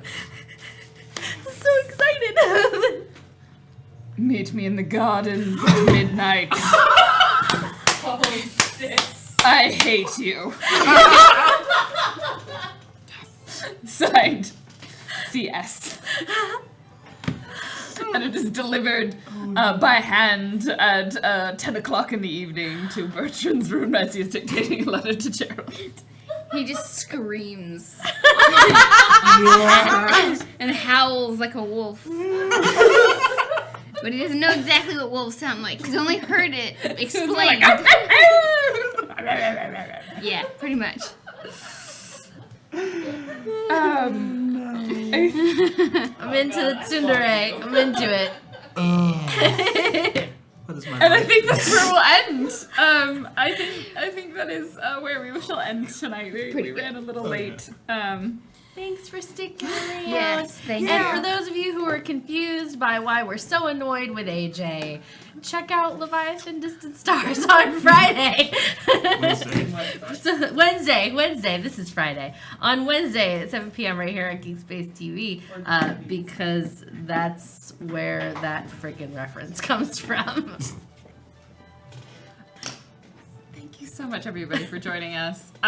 We Just the one. received one donation during the break, and that's hit us above the goal. So thank you so much. Our donation was from Addo Tillin, $150. Sweet baby Jesus. Indeed. So thank you so much for that. Thank you for all of your support tonight and helping make this show. Thank you, everybody, for being here and watching. Remember, you can check out our Patreon if you'd like to set up a regular monthly donation. You can also join our Discord for communicating and chatting. I actually posted today the interactions web, like all of the connections that I made, and then I think someone converted it into a much better digital format. So check that out if you're also confused about who the fuck everybody is in this. We have a Wikia as well, and we love your fan art. So don't forget to post that and share that with us. And Please, check out the Bertrand. Good Society Kickstarter. Let's sign off. Where can you be found? You can find me on Twitter at space_cat189, and you can also find me on Twitch of the same name, space_cat189, the very same. Shocking. You can find me on Twitter at Genki Soda and enjoy some emotional whiplash as I rant about social issues, post cats and memes. Just one after the other forever. It's great. And you can find me at Lizzie the Bold on Twitch and Twitter. I am currently, my personal streaming is currently on hiatus because I am moving houses and it is Would a it be big difficult deal. to do both of those things? And it's a little bit difficult to do both of those things. You can also, not this coming week, but the week following, find me right here again on Wednesday nights for Leviathan Distant Stars, where I'm playing a 7-foot tall, red scaled, scary lizard lady. They haven't destroyed your ship yet. I was watching and Thea nearly died, but they didn't destroy it. Your you know ship's what? fine. Thea needs to, and that absolutely was me with that donation, saying that there's no merc pay if my people die. It was not stipulated in the contract. Always Can't wait to have you back. put things in the contract. Who are you? Hi, I'm again Algernon Bolden. You can catch me at Algernon Bolden. Currently, I am headlong into making BattleTech, but you can always find me here on Fridays. After this, I will be doing the newly titled Eat, Pray, Kill with some other wonderful people. Woo! And then I think I should first sing us, after that, say, Happy birthday to you. Oh, are we singing? we Happy singing? birthday to you. Happy birthday, dear Lauren. Happy birthday to you. And many more. God, I'm old. No, I'm just kidding. Thank you.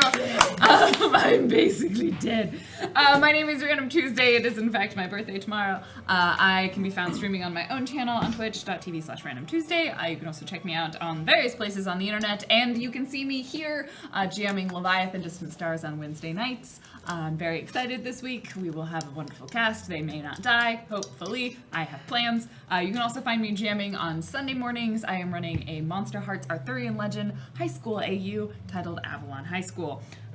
It's gonna be great. I have a lot of plans for this week. So check me out on those places.